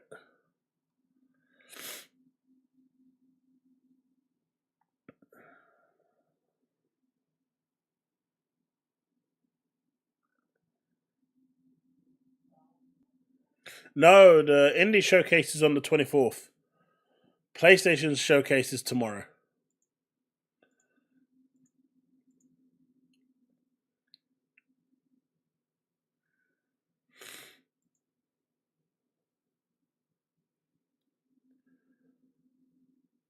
Powerboss is indie, yeah. What do you think of this one? Resident Evil 9 could be open world. And if that's the case, one-upping village moment will be tricky. One-upping a village moment will be tricky.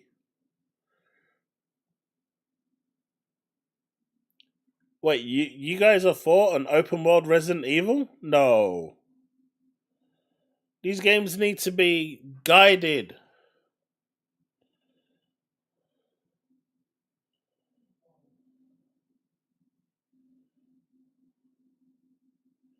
Oh, there'll be no more seasons? Oh, that's fine. The game will still live on. They're probably working on the next Killer Instinct, to be fair. Now that it's at Evo, they'll probably make it multi-platform. The fact that it's gone to Evo and people are playing it there and it's at a tournament level, that's enough for it to get a sequel. Hey, why so serious?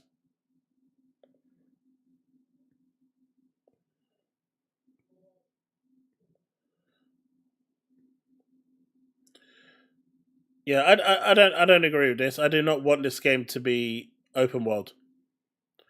I just don't think Resident Evil needs to be open world. It should just, you know, the formula works. You don't need to change it.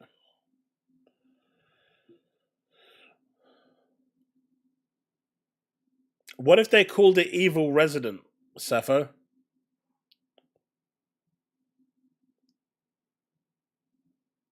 You see that, Steve? I'm not the only one that thinks Gears 5 sucked.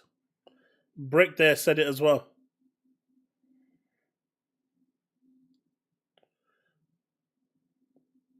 I'm not saying it would be bad. I just don't think at that point it's going to be Resident Evil. The fact is, because of its linear, you know, the linearity of the game, they can pre-set up jump scares and everything else. The moment you make it open world, they can't do that anymore. And I think, really, in context, Resident Evil will lose a part of it, a part of what makes it Resident Evil.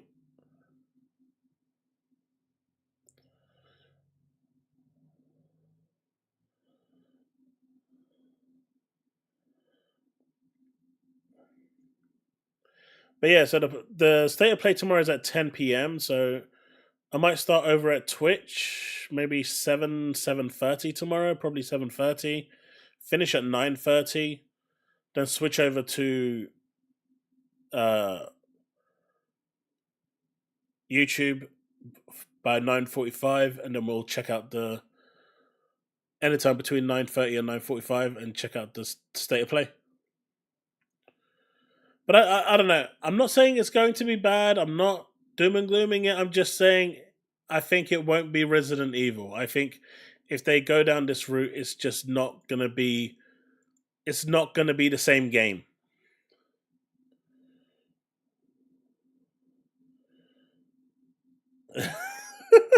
Steve is on a what? He's on a.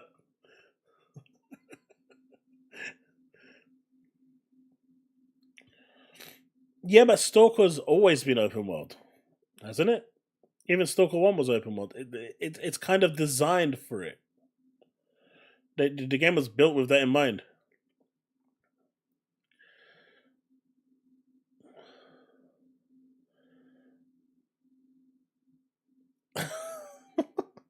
Wow, everyone is just throwing brick under the bus, man. You guys are cold. What did the guy do to you?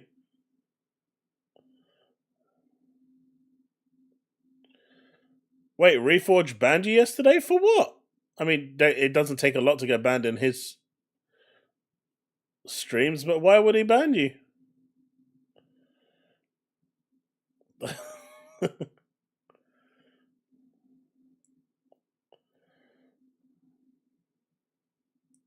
I'm not a huge fan of open world games.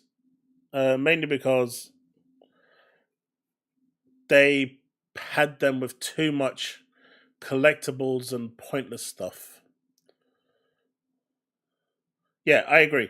This is exactly the reason why I don't like open world. Because the majority of it is just bloat. It's just designed to extend the game's length for no reason.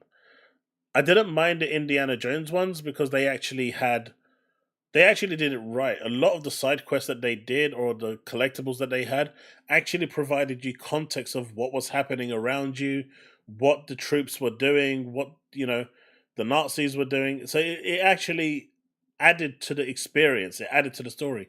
But the majority of games just say, hey, go collect these 3 flowers for me. Where is it? It's like all the way on the other side of the map, and you look at the map and you're like, is there any vehicles? No. What about like any mode of transport? No. But that's still in the clouded area, the fog of war area. Yeah, we don't care, but you still need to go all the way over there and come back. And so you'll make that trip all the way to the other side for an hour, pick up those 3 flowers, come back for another hour, and then they'll say, oh, thanks for these 3 flowers. Now can you go get us another 2 more? And at that point, you just shoot the NPC. That's what happens.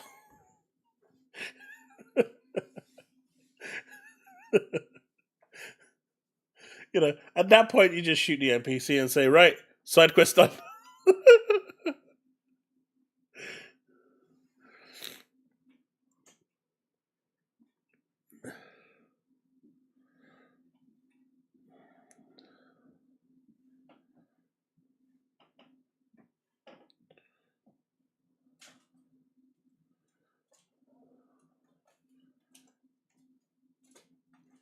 Yeah, that will do it, Paul. Hey, what's up, Froggy?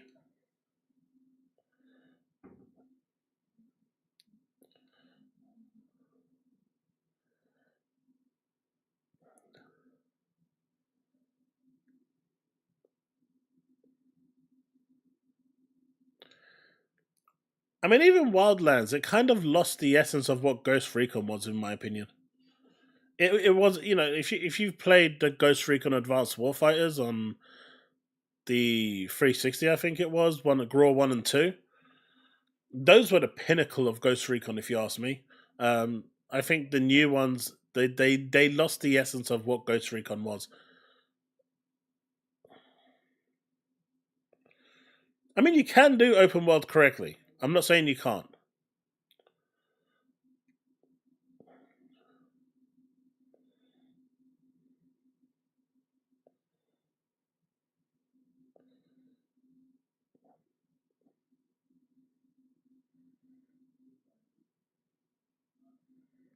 Did you know that I think it's in Breakpoint. Breakpoint had the villain from The Walking Dead, right? Shane from The Walking Dead. I can't remember his real name. But it was Breakpoint, right?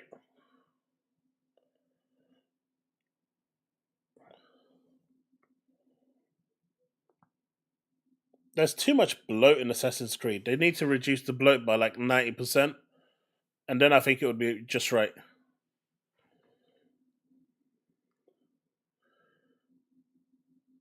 Yeah, John Brenthal. Did you know that at this, if you know where he is, because if when you play the game and you get to the end, he's in a certain location.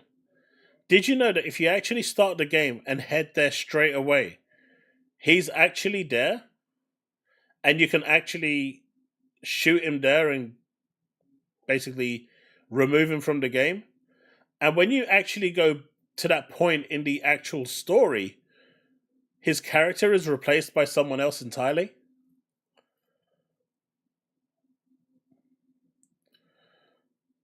It's replaced by another NPC. Yeah, you can kill him early. So, and when you actually get there in the story and get to that exact point, there's another NPC there waiting for you that basically does his role. And I think they've actually done it purposefully this way. They anticipated people doing it because I think the voiceover changes as well. So it's not just the NPC that changes, the voiceover changes as well. That was some really creative foresight from Ubisoft. I'll give them credit for that one.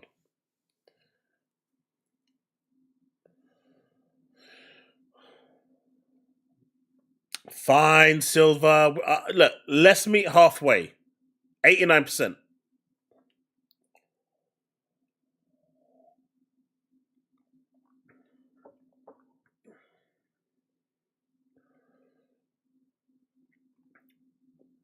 I didn't say Wildlands was bad. I just said it wasn't. I didn't feel like it was a Ghost Recon.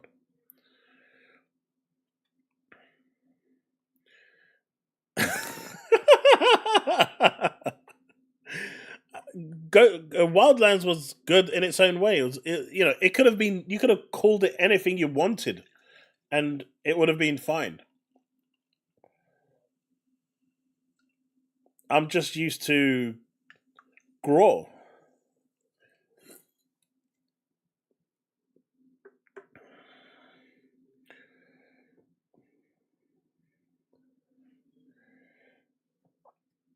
Wasn't there something like that in Devil May Cry as well? I think it was the Devil May Cry 5, where when you start the game, the door on the left is pretty much where you need to go, and you can actually open it if you do something and you finish the game.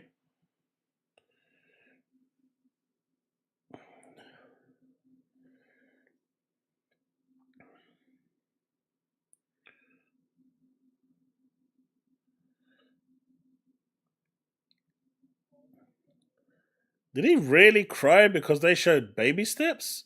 Really? Like, it's just video games, man. I mean, I get the disappointment, but that said, though, MBG has become more Reforge as of late. If you've seen the clips that Astro Cyborg has posted, he's even taken on Reforge's persona with that whole, oh, that's a 20 bomb and all this and all that. He's even taken that persona of Reforge. He's trying to mimic what he does now and to try and, he's trying to hustle. He's trying to make his shows more entertaining. Man cried for a game show? Hey, look. If they showed Gear 6, I bet Steve would cry. I bet he would. He would cry tears of joy.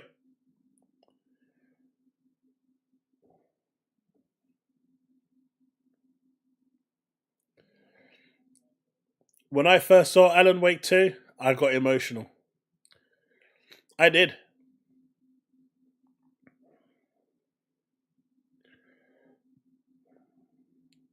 City 2 Rail 3. Oof.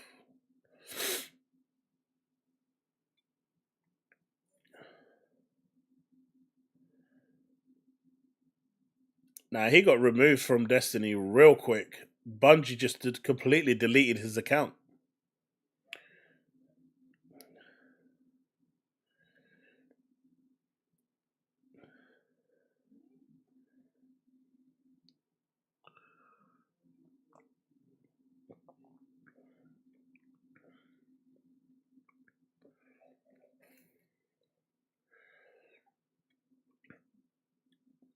Yeah, but MBG also said that he's going to sign up to Game Pass. You know. Which way is it?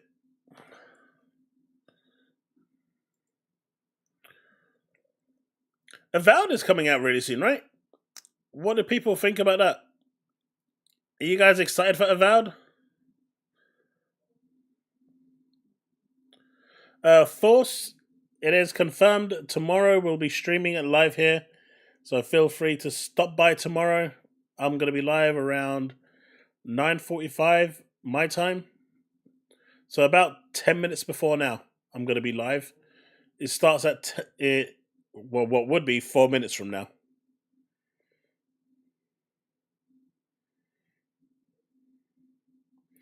Why are you not going to play it, Bags?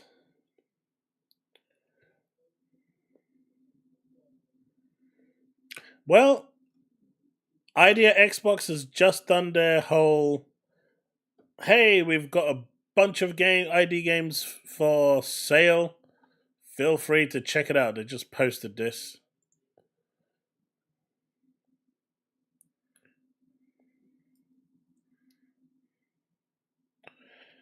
It's going to be interesting tomorrow because I want to see how many games from Xbox is actually going to appear there. I wanted to see this. Someone sent me this, and they were saying listen to it.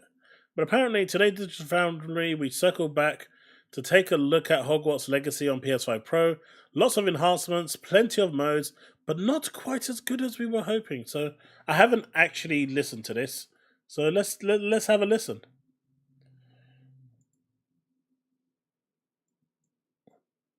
Wait, there's no listen. Okay.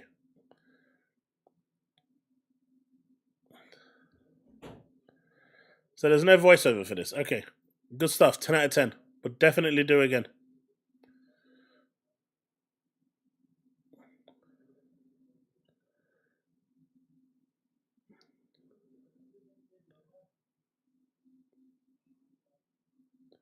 What's with all the flickering on the Pro?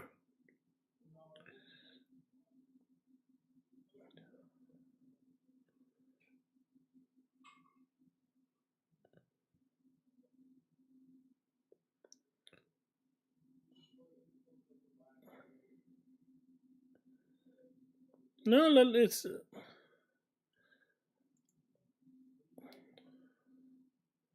No, it's not the VRR, Steve. It's the pisser. It's the pisser. The pisser's doing the flickering.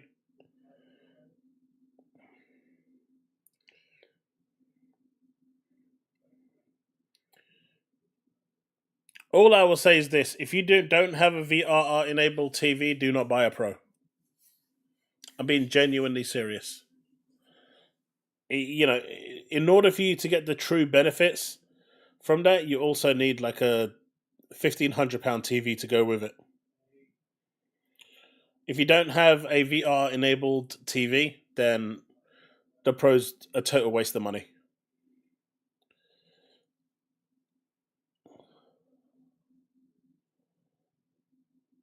It does, apparently, I mean...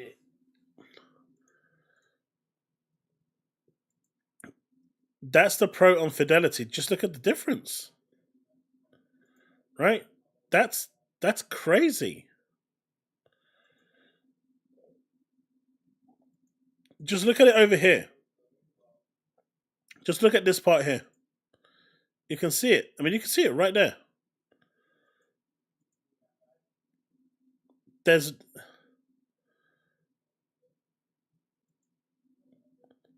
I'm going to say this is more of a taste thing. This one has more atmospheric fog going on. But I do kind of prefer the look of this one, even though this one is more defined graphically. Because of the fog, they're able to push the details a little more, I think. Whereas this one, you can see the wooden planks because it doesn't have the fog to mask the other effects. You can see all the imperfections already. Whereas because of the fog here, it actually looks better. So by removing the fog, it looks worse. That's actually quite funny. So oh, I see what they're doing there. Look over here.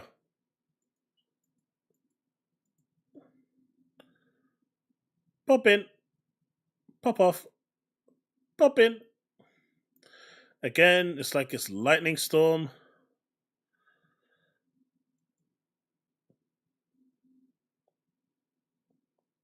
It's weird. I just don't get it. I don't get what Pisser is actually doing.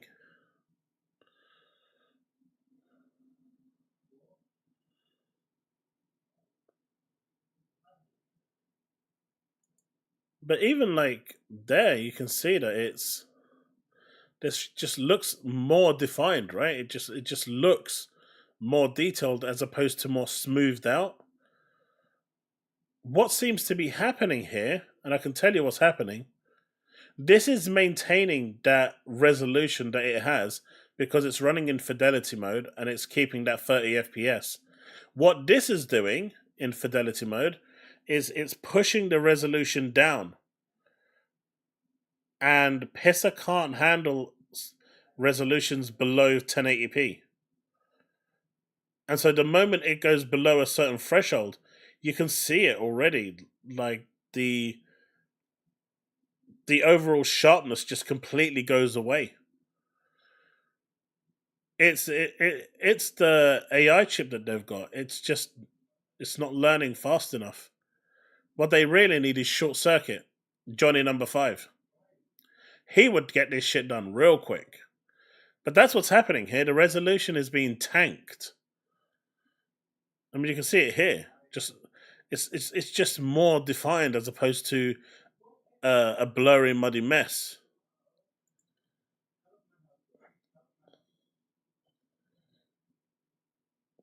And even then, it's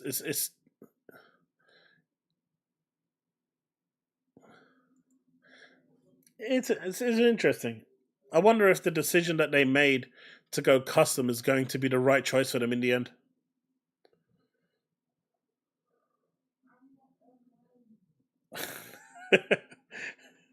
Hey.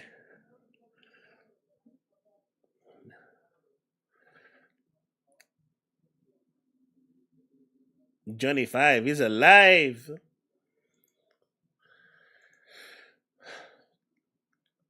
Do you know what?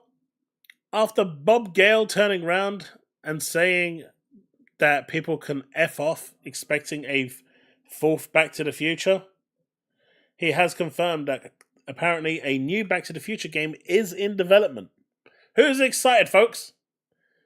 Who's going to get into that DeLorean, drive 88 miles an hour while getting struck by a lightning bolt that delivers 1.81 gigawatts, and then hope to God that when you hit that speed, aiming at that building,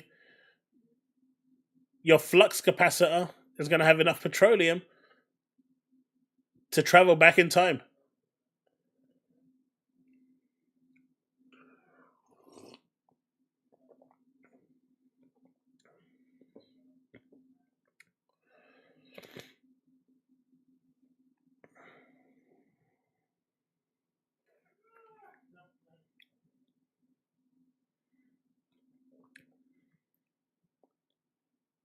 Chris, if I'm gonna go, I mean, you can, but if I'm gonna go for a TV, it's probably gonna be an LG, one of the LGCs. They seem to be the best ones to go for at the moment, especially with game mode.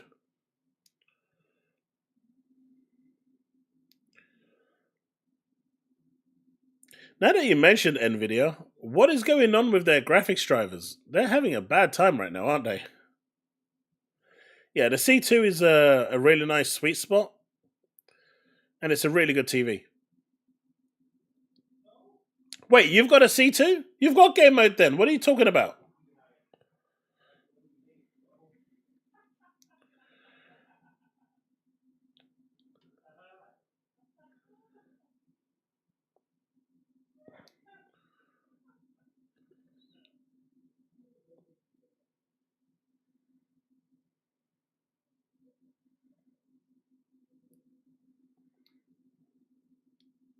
But yeah, so could be interesting.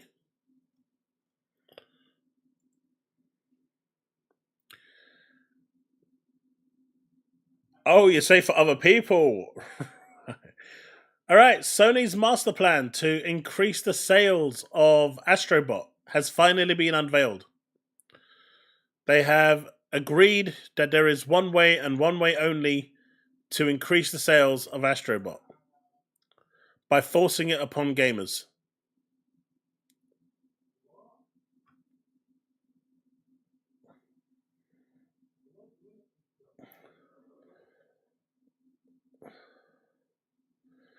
They're going to bundle it with the consoles.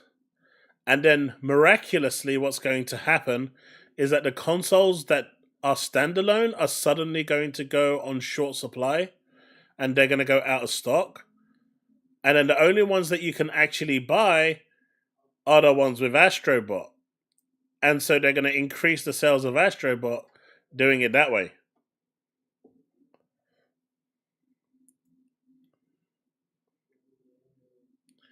Hey, Bags, if you like being force-fed, that's okay, man. If you like to be force-fed, that's on you.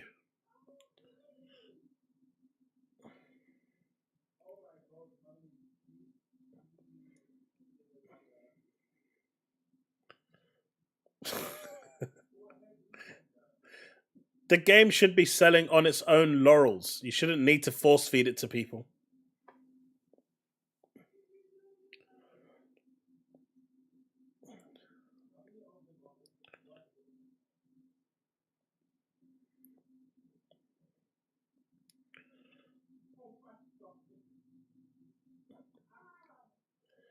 No, I enjoyed Astrobot. Astrobot is a good game. The problem is, Bags, when this bundle comes out, the standalone PS5s are magically going to be out of stock. Just like what happened when Spider-Man bundles came out and the Horizon bundles came out. The standalone ones just went out of stock. It's weird how that happens on these, these releases with bundled games, right? Not like anyone's actually noticing that this trend actually happens. So when the consumer goes to buy, I just want the console. Sorry, we don't have any stock. But you could pay $50 more and get this bundled copy.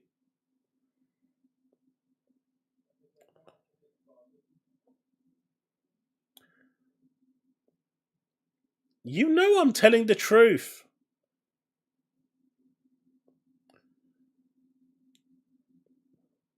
Just take your fanboy hat off just for a second and you'll understand that I'm telling the truth. Of course it's true, E-Ranks. They do it all the time. I mean, I don't blame them because people buy it, right? It works. It's a strategy that works. So why not do it? I'm not blaming Sony for doing it. But at the end of the day, I still think it's scummy.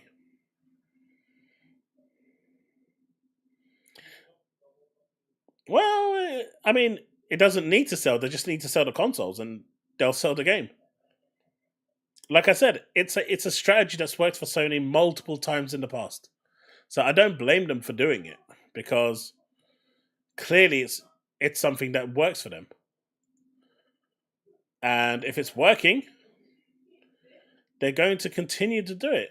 You know, it's like Yoshida said. Shuhei Yoshida.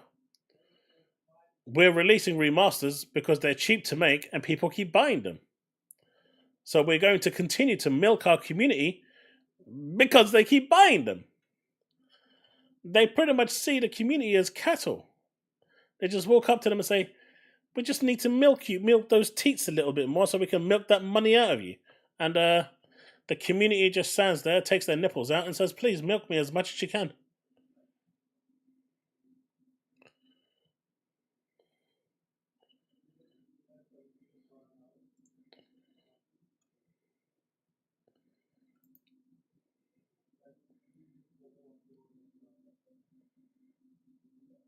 And what did I just say, Bags? But it doesn't mean that I can't call out scummy practices. Just like I call out Xbox, I'll call out Sony as well.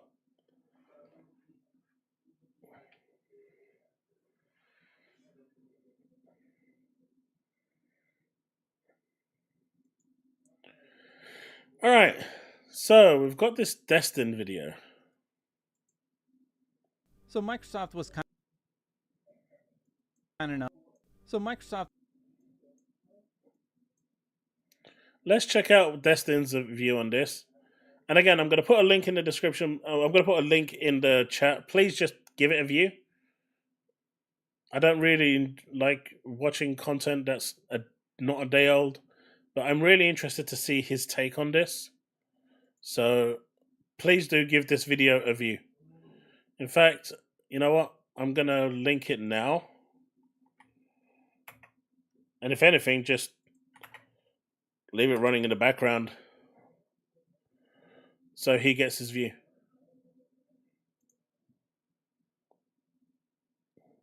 I like to make sure creators get their due, right? I know you're seeing Astrobot. I'm setting it up.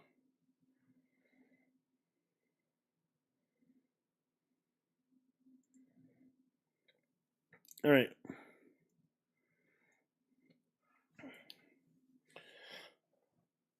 But yeah, I like creators, you know, regardless of who the creator is, whether it's a Xbox fan, PlayStation fan, Nintendo fan, or whatever content. You know, they put a lot of work into making their content, so they deserve to get, you know, they deserve the views.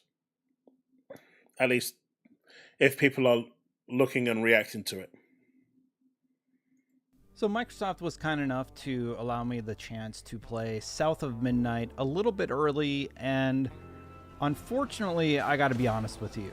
I do not think that this game is going to come together quite well. The main criticism that I have is that combat just doesn't feel good. You have pretty basic light attacks, you can push and pull things, you can freeze things in time, but I don't feel like the enemy combatants do a good job of telegraphing when you're supposed to be countering or dodging away from them. By the end of combat, I kind of get it, but it all just feels really, really clunky. Platforming is a little bit better. I'll get into that in just a second, but on the combat front, if this is the basis of the combat, I don't see it drastically improving later in the game, and I'm left just wondering why it's like this. And while I only got to play a small portion of the game, a lot of the game left me feeling that way.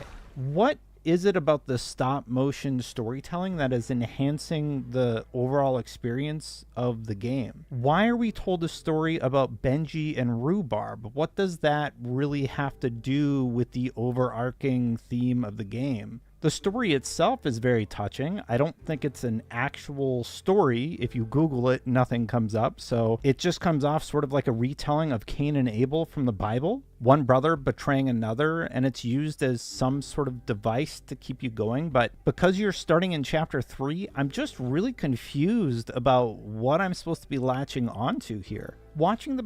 So I can see where he's coming from there. And this is a mistake that Forspoken did with their demo, where they placed you about a third of the way through the game, and then they gave you a bunch of abilities that you wouldn't even have unlocked by that point, and just told you go nuts in the demo.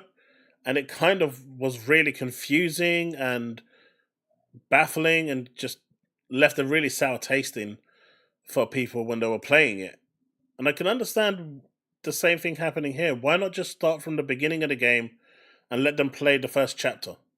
That probably would have given them, or at least to Destin, a better, a better grasp of the game, the story, the context, and everything else. Because he's looking at this not just from a technical point of view or a demo point, or like a game point of view. He's kind of going more in depth on the actual story, and jumping in chapter 3, you're just not going to know what's going on. So I get the critique he's made, but it's also a little weird knowing that you're obviously going to be lost while playing it from chapter 3 because you just have no pre-context of what's going on. Which is why I say, when these companies do this, they should just let you start from the beginning. They're giving you early access anyway, so why not? Or at least give you the opportunity to play from the beginning for that chapter, and then give you a preset section where you've got like all your skills and stuff unlocked, and let you experience the combat with your skills unlocked, so you can kind of get a balance of this is how it's starting and how it develops, and this is what you'll eventually get to. Behind the scenes documentary, they're talking about lore and lesser known stories from the South that you might be able to latch onto. But I come away just wondering, what exactly was I supposed to latch onto in this demo? I don't get it. Maybe it's not for me. That's fine. I hope people like it more than I did, but there's some issues here. Platforming mostly feels good, but the whole experience from the get-go, it just feels really clunky.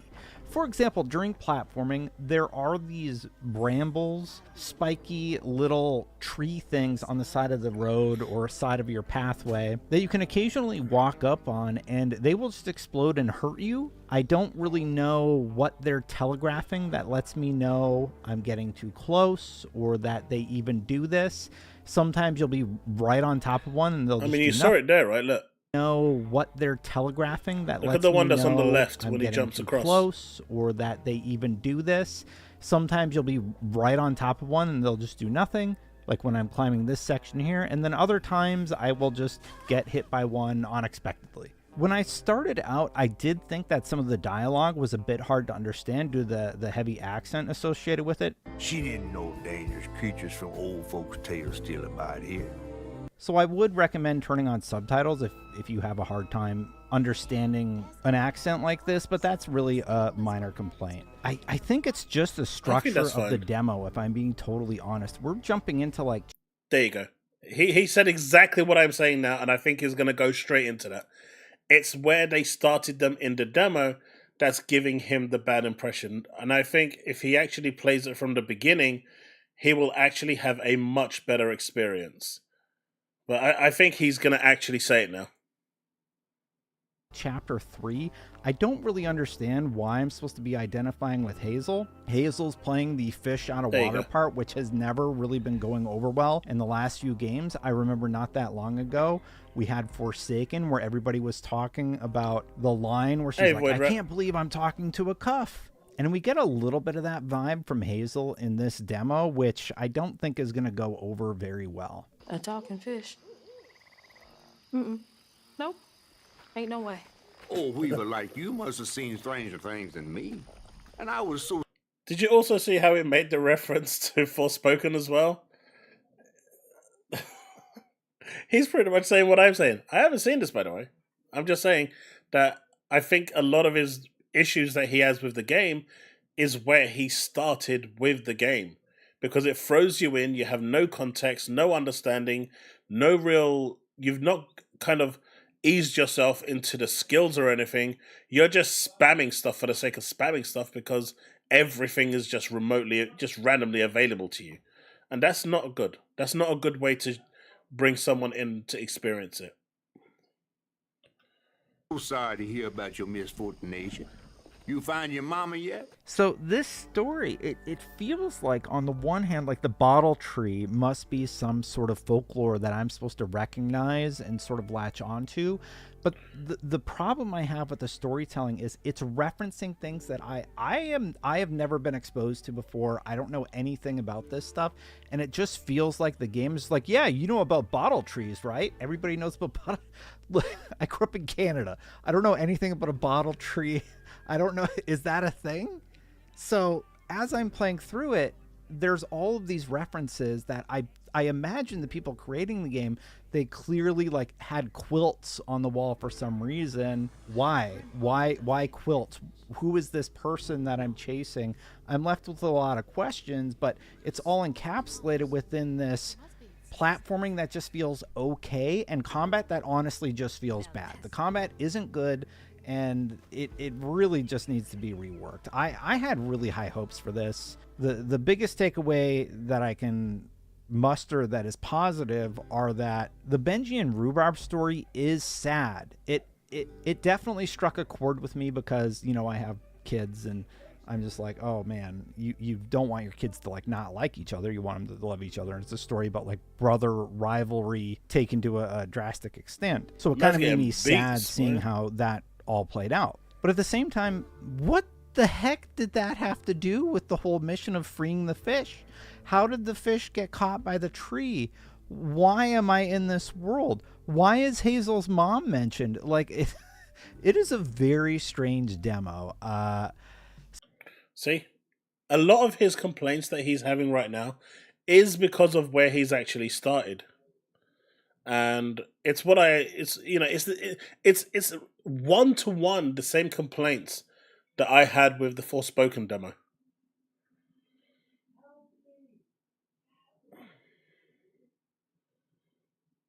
It's just a watching line.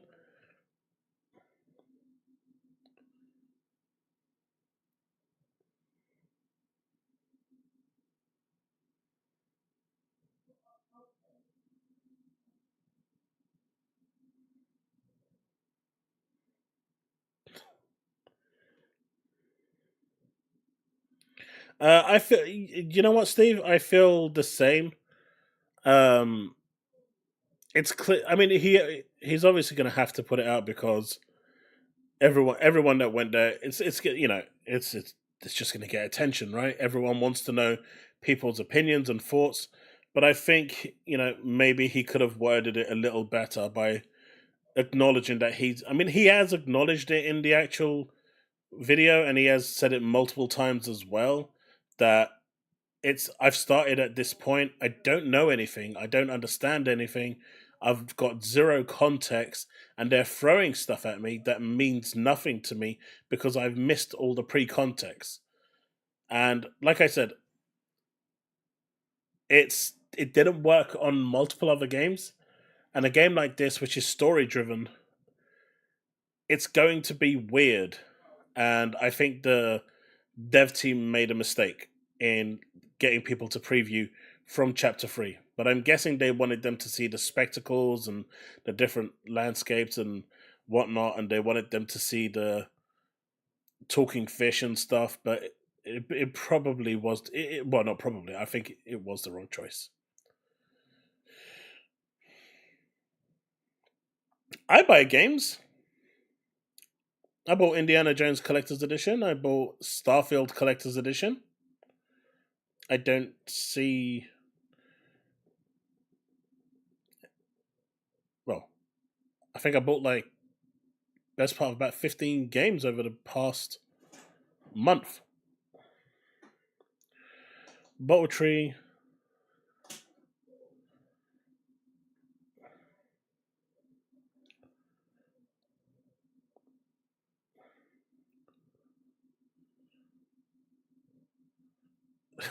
Talos. So I'm just left very much wondering who this is going to resonate with. It feels very clunky. It just doesn't feel good. It doesn't feel good to play. So the story elements could be the best story elements in the world, but getting to sit down here and be thrown into Chapter 3 of this world where Hazel doesn't even seem to really know what's going on in the world either, I'm also left wondering, what is going on here? Why are we suddenly being treated to a musical in the middle of this very short adventure? Like, they're clearly trying to, like, oh, this is a big impactful moment you're really supposed to be paying attention for.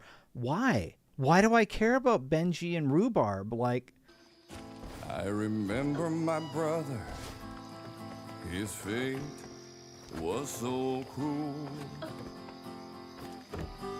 He saw things so different.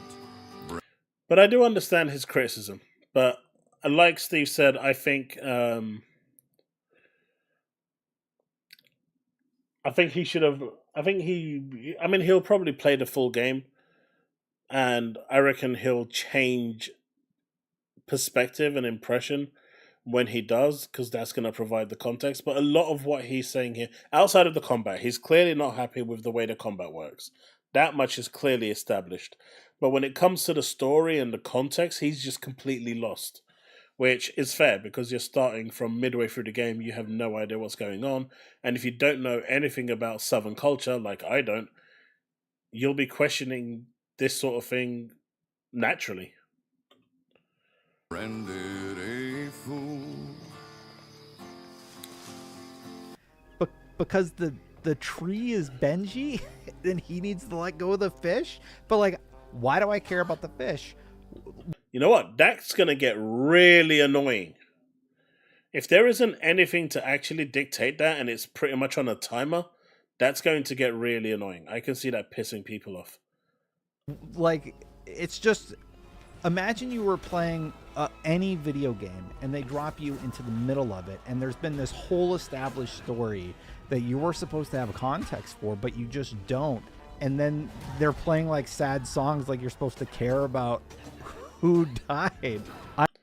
I think at this point, he's already realized that he's jumped in at the middle of, in chapter 3. I just don't think that should be something he should be focusing on. What he should be focusing on is performance, gameplay, combat. Story really shouldn't be something that he's... the fact that he doesn't understand what's going on, I think that should have just been completely and utterly sidelined. In this video, he's focused way too much about it.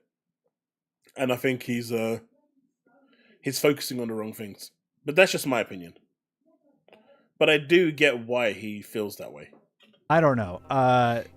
I was excited about South of Midnight. The documentary pieces that they put out were really, really well done. It had me really interested. Oh, they're going to explore folklore and, like, maybe expose you to stories that you hadn't heard before.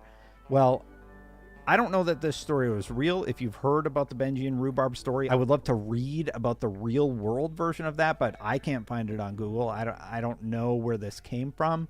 So I would be curious to learn more about that. And unfortunately, I don't think it's presented well. I don't understand the need to make this stop motion. I don't understand how that enhances the storytelling.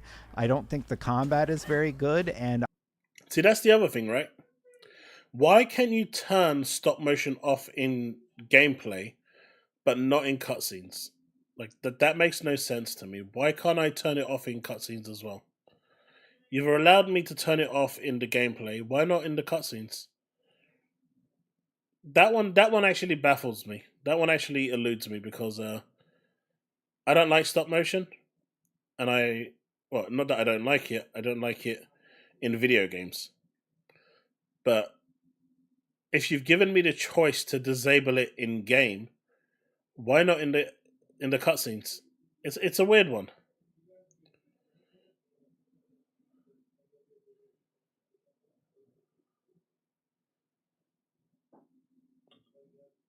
Now, I am very pessimistic on this one. I hope people like it more than I did, but man, was I ever let down this time. I've been very positive about Avowed. I've been very interested in some of the other games that Microsoft has been putting together, but South of Midnight, I don't get this. And this is from Compulsion. Compulsion is this studio I've been really excited to see their next project for. I was really curious after watching the documentaries, but this just is not it for me anyway. Let me know what you think. I'll just show some of the combat. And granted, it's me playing, but it just feels clunky. It just did not feel good. So I'm sorry, y'all. This one is not for me, and that is the honest truth. And I can only be truthful. Hopefully, it's better when we play the full game. But right now, it just doesn't feel like the pieces are coming together in a compelling manner. Let me know what you think in the comments below. There you go. Hopefully, the pieces will come together when we play the final release, and it will be a better experience. And I think when that happens, he will enjoy it a lot more because a lot of the stuff is going to make a lot more sense. So, yeah, I just think he focused on the story for too long. He knows he started in Chapter 3. There's no background knowledge. He doesn't know anything about it anyway because, as he said, he's from Canada. He doesn't know Southern lore or story. So he's missing 2 chapters worth of information as to what, I mean, especially what happened at the beginning of the game. So, I don't know. In my opinion, I think he focused on the wrong things.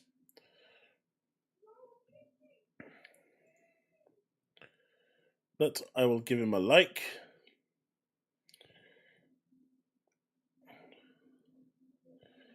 And yeah. Please do check out his video though. It would mean a lot to me. I don't generally like watching content early, but I thought I'd check that one out.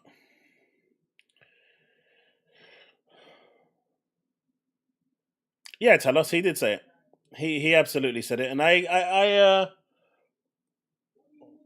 you know, that's what I was expecting from him.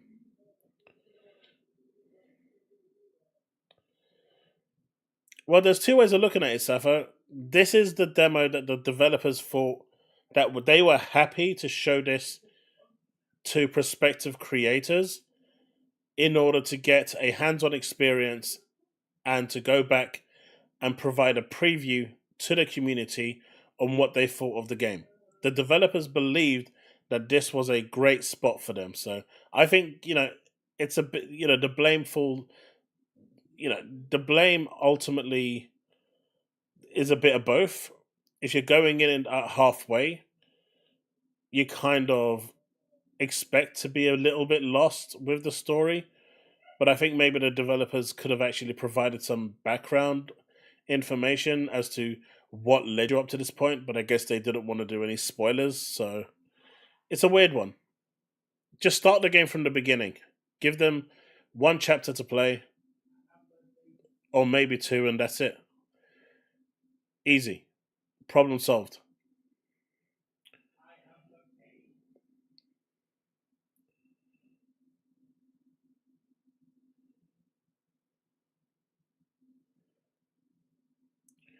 Power, it's going to be all dependent on time, man. At the moment, my time is so limited, it's crazy. I barely have enough time to do anything myself, but we'll see. Let the game come out first and we'll see.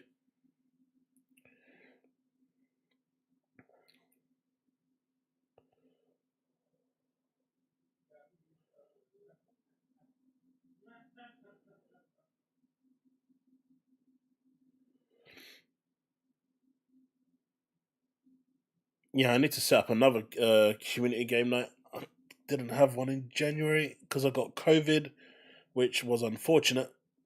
But kids will do that.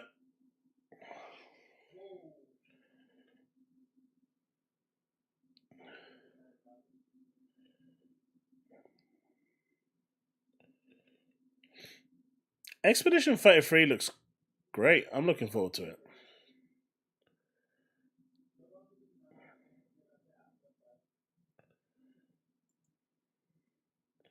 Well, he does have a post here. Seeing a few questions about my South of Midnight previews, so I thought I'd address a few points while I'm on the road. First, most people seem to love it. So yay, I'm an outlier. If you're excited, I hope you love it. I'm still curious how it'll feel from the beginning. And that's the important part here. I'm curious how it will feel from the beginning, because he'll have the context of the story. Yes, I turned off stop motion and also turned off motion blur. To be clear on the lore elements, I didn't feel like the way they were incorporated meshed well with the story threads they were telling. That was not my main concern. My main concern is combat. Simply put, I think it's lacking. It feels very basic and also felt clunky. A smaller concern was platforming in some sections where I didn't think items in the world telegraphed that they were dangerous well enough. I still find the stop motion a tad jarring in cutscenes. I turned it off for gameplay. I don't understand how that helps the storytelling. See, just give me the option to turn it off in the cutscenes. There's really no reason why you can't turn it off in the cutscenes. I know it's a creative decision, but so was it in the game as well. And they let you turn it off. I think they should just give you the choice. It was about an hour-long demo that took place in Chapter 3. Let me know if you had any other questions. These aren't particularly fun for me to write, but I'm happy to chat about it. So, I think I cleared the entire demo in 40 minutes, and that includes getting some collectibles off the beaten path. I'm not sure I'd call it satisfying. There are story bits every few feet. It felt like so I didn't do a ton of exploring, as it would be delivering a story element or having me rush through a segment. I mean, it's clear I think he'll have a different opinion once the game is officially out.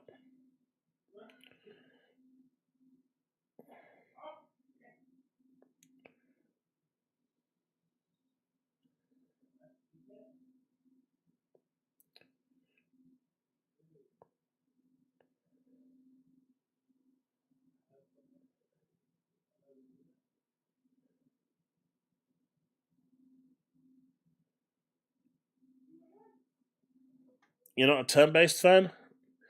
I think a lot of people are turned off by turn-based games.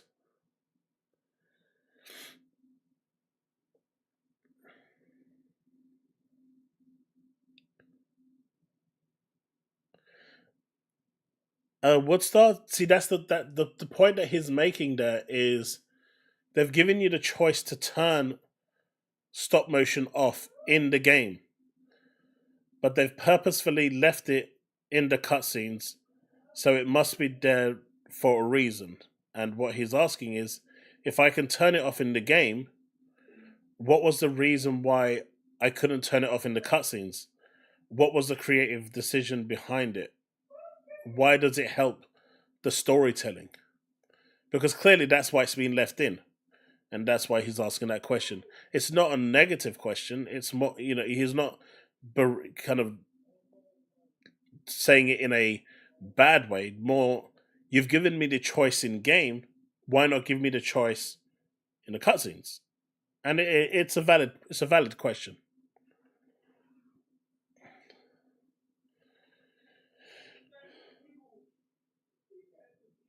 Infinite, that could absolutely be the case. With definitely be the case. There's no to it. That could easily be the case.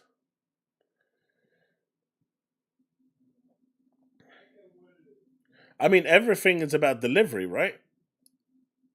Everything is about delivering that story in a meaningful way, and they've clearly chosen that delivering it with it locked with the stop motion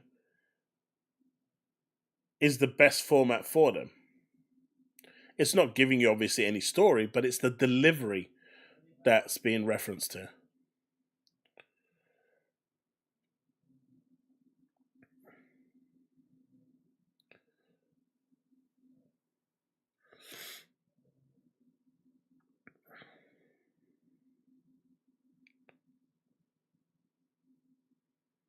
By the way, chat, do you think that PlayStation gamers will suddenly no longer suffer motion sickness when Indiana Jones drops? You remember how they were all crying about motion sickness with Indiana Jones? Do you think it's suddenly just going to disappear?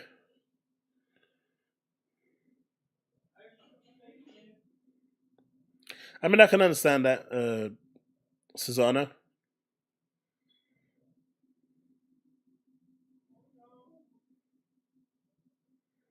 PlayStation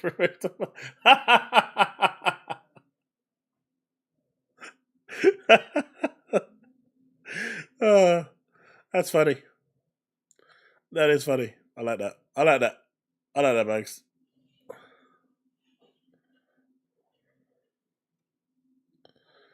I like that.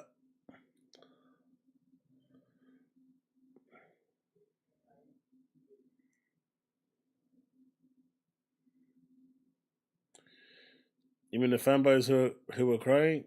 The ones that tend to not like games anyway? Yeah, pretty much.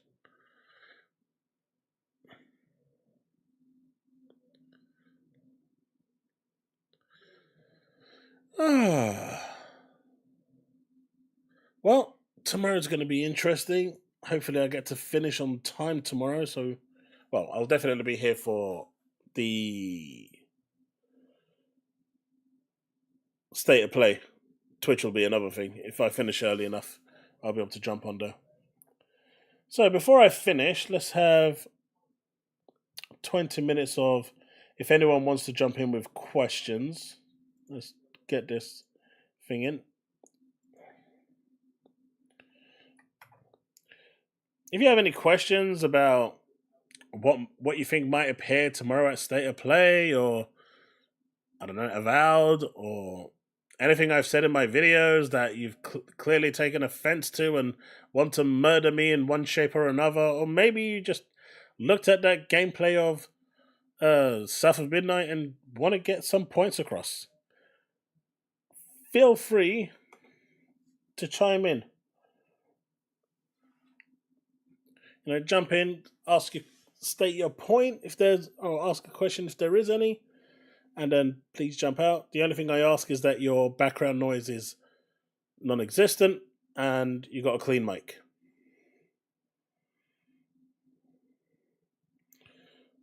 Of course you do, Steve.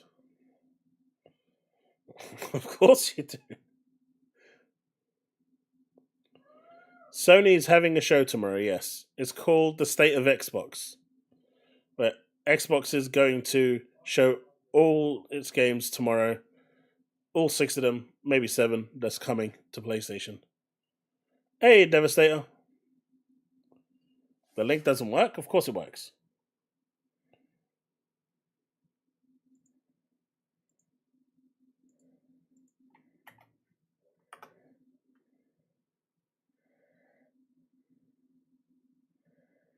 Oh, it's been double pasted. That's why.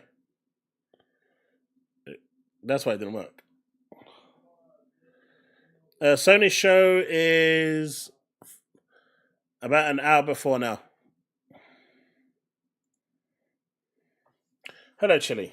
What say you? Hi. I missed most of the stream, but I jumped in and saw you're posting this, so I thought I'd come in and annoy you. Hi. Come in and annoy me? What, you mean you don't even have a question? Just pony jumping in and salt-licking cubes? What games... I know you probably said on the stream, but what games do you think are going to be there tomorrow? I think there's 6 really high targets. Indiana Jones, Doom, yeah, Age of Retold, Forza Horizon 5.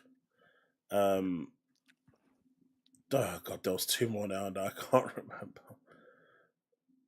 Nope, they're completely gone, but there's 2 more. That Hellblade, and there's 1 more, Starfield. Yeah.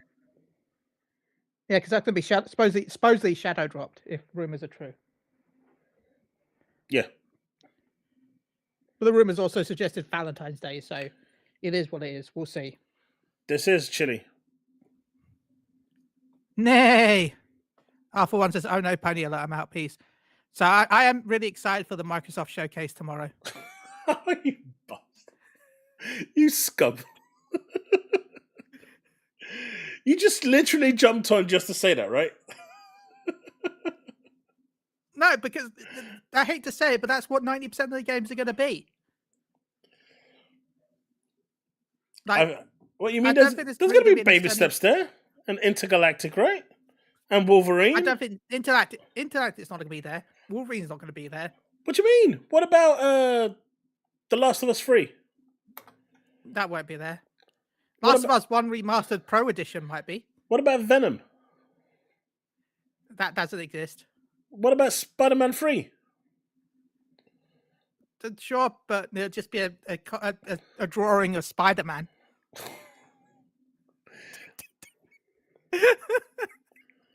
Nobody's gonna buy Baby Steps. Like, you say nobody, but I'll probably buy it just for the lols. Like, I could see Wolverine be teased, but I think it's mostly gonna be third-party stuff. I actually feel like, even though it's gonna be boring as hell, there's gonna be at least a 10-minute presentation of Monster Hunter Wilds. Oh no, not that long. There is. You know that. You know it's going to be there, and because it's coming out soon. Did you know that I asked for an Elden Ring? What's it called? That network game, Night Rain code for Xbox. Yeah. And they sent me a PlayStation code instead. Well, we can play together. You can't stream it, by the way. Oh, you can't. No, yeah, I asked around. I couldn't find out how. I couldn't find it. I can't believe they sent me a PlayStation code instead of sending me an Xbox code. Yeah. That is that.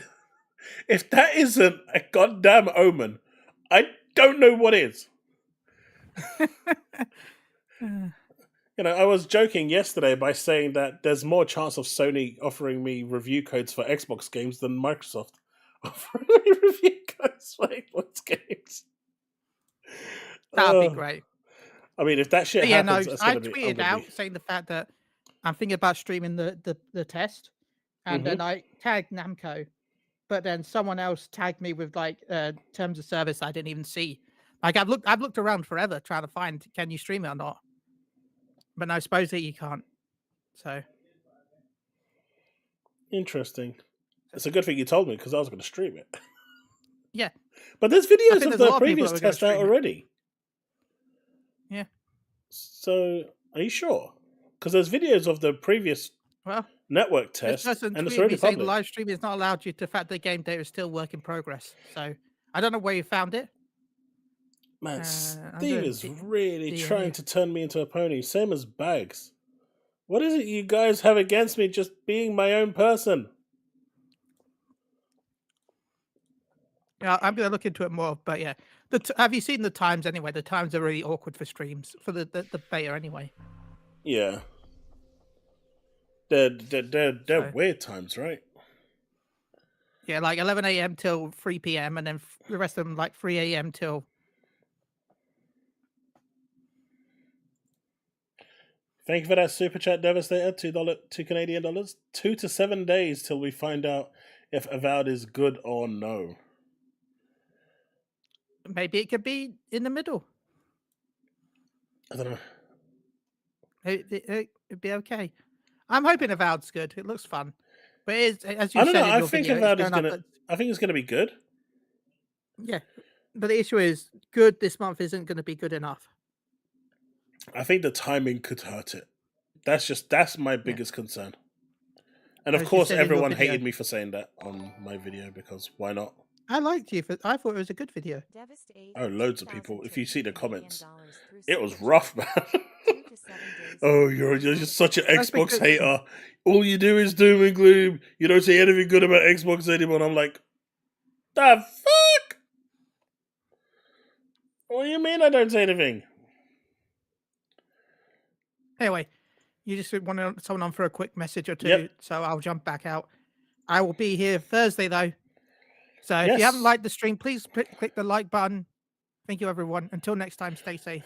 And we'll talk about all the Xbox games on PlayStation that got announced. Yep. By the way, I do hope, before I go, this might piss you off. I'm sorry. I'm ready with that remove button. I really hope that at the end of the stream, just as it ends, we get the Halo chime as the... No! Get off! Get off! Get off! Damn fool. Get off!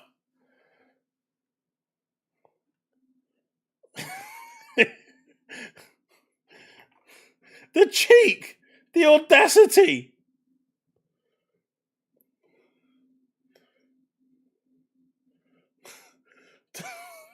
The damn cheek! I swear to God, if I start hearing that Halo theme happening at that time, oh my God, I'm gonna lose my shit. That would be too much. That would be too much, Microsoft. That will be too much. I don't even care if they're full third party. Nah, that would be too much.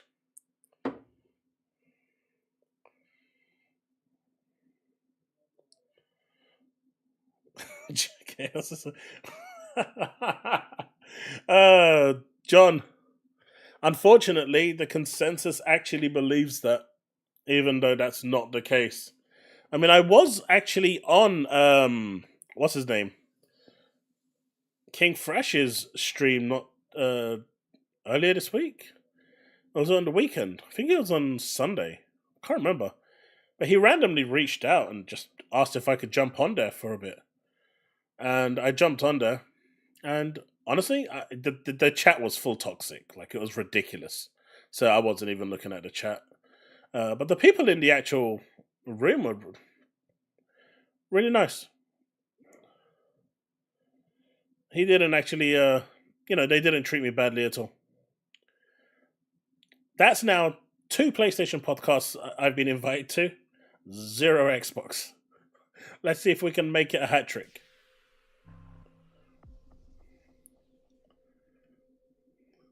Hey, Chille, thank you for that 11 months.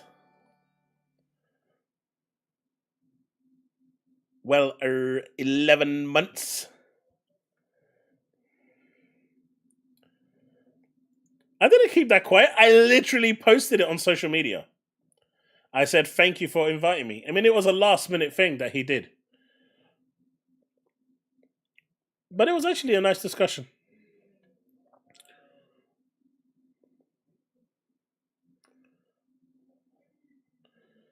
Honestly, Tarnished, it actually wasn't bad. Obviously, they were, a bit PlayStation-y, but overall, it was actually a pretty good conversation.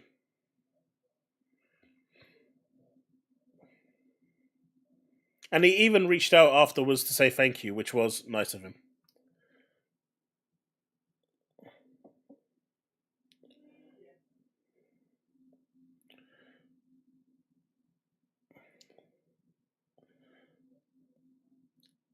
That's because I'm awesome, right, Infinite? Don't be daft. Reforge. I would not be caught dead on that program. Where's...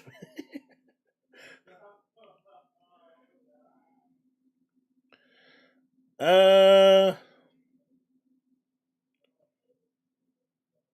enjoyed the conversations more on Puerto Rock's one, mainly because they were kind of a lot more broader. The ones from King were more target focused because I only had like 20 minutes available, half an hour available of my time, so they kind of using that time wisely by getting their questions in, because it was really late. I think it was like 1 o'clock when I jumped on there, and I've got work in the morning, so I couldn't stay for too long.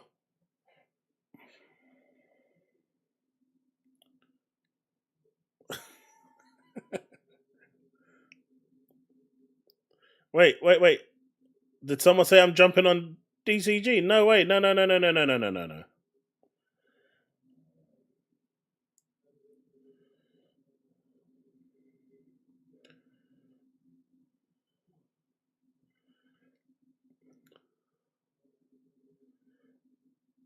Yeah, Puerto just randomly asked me as well if I'd be willing to jump on there.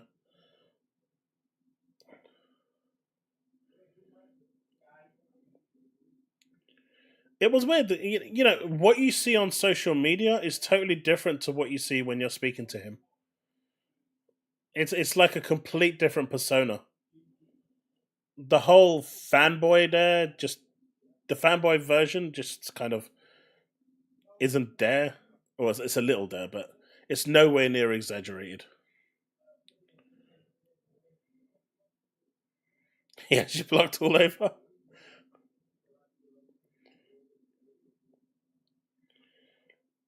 Wait, so no one actually wants to chime in with any point, question, anything at all?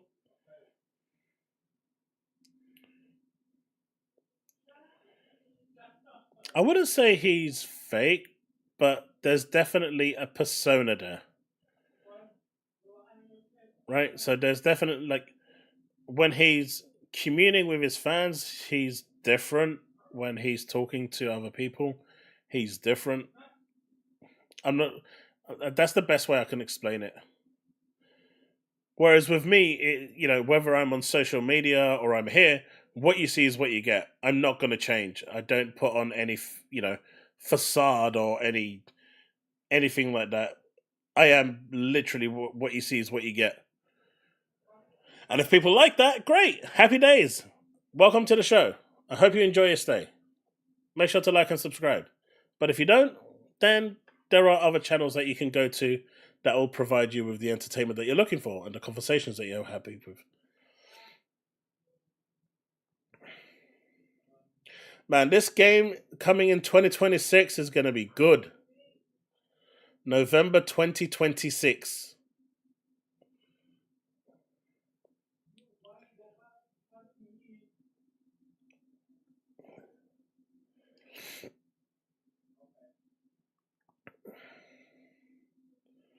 I'm hoping my RAM sticks drop tomorrow, but it seems whatever I've done to my browser has fixed the cutting out, so hopefully that stays the same tomorrow, which is good.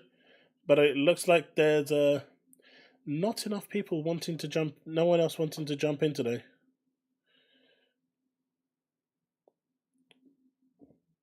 I don't even know where it is. I don't know which one it is. I'll post it in my Discord for those that want to see it.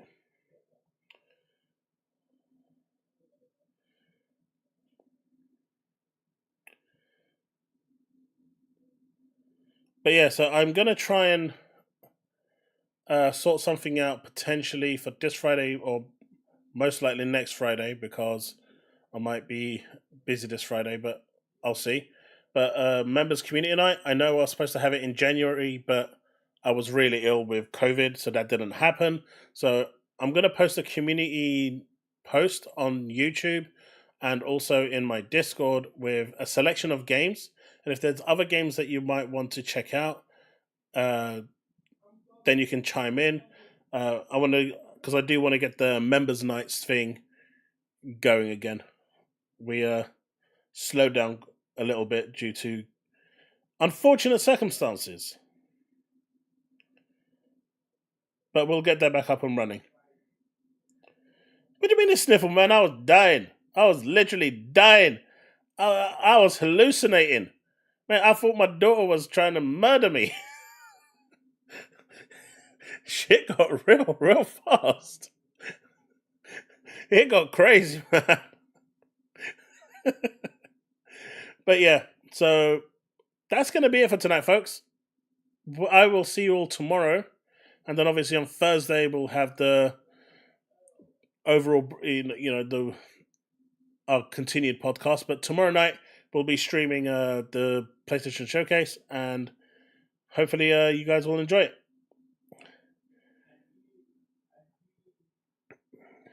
Steve speaks facts. You guys crazy. Mate, I was finished. Didn't you see me in that video I made? I was like blanketed up and everything. I was coughing my guts out and I still tried my best to get a video out. And then I made that video and then everyone decided to pile on the hate and stuff and send me really horrible messages over X, which was really nice of people. But, it is what it is.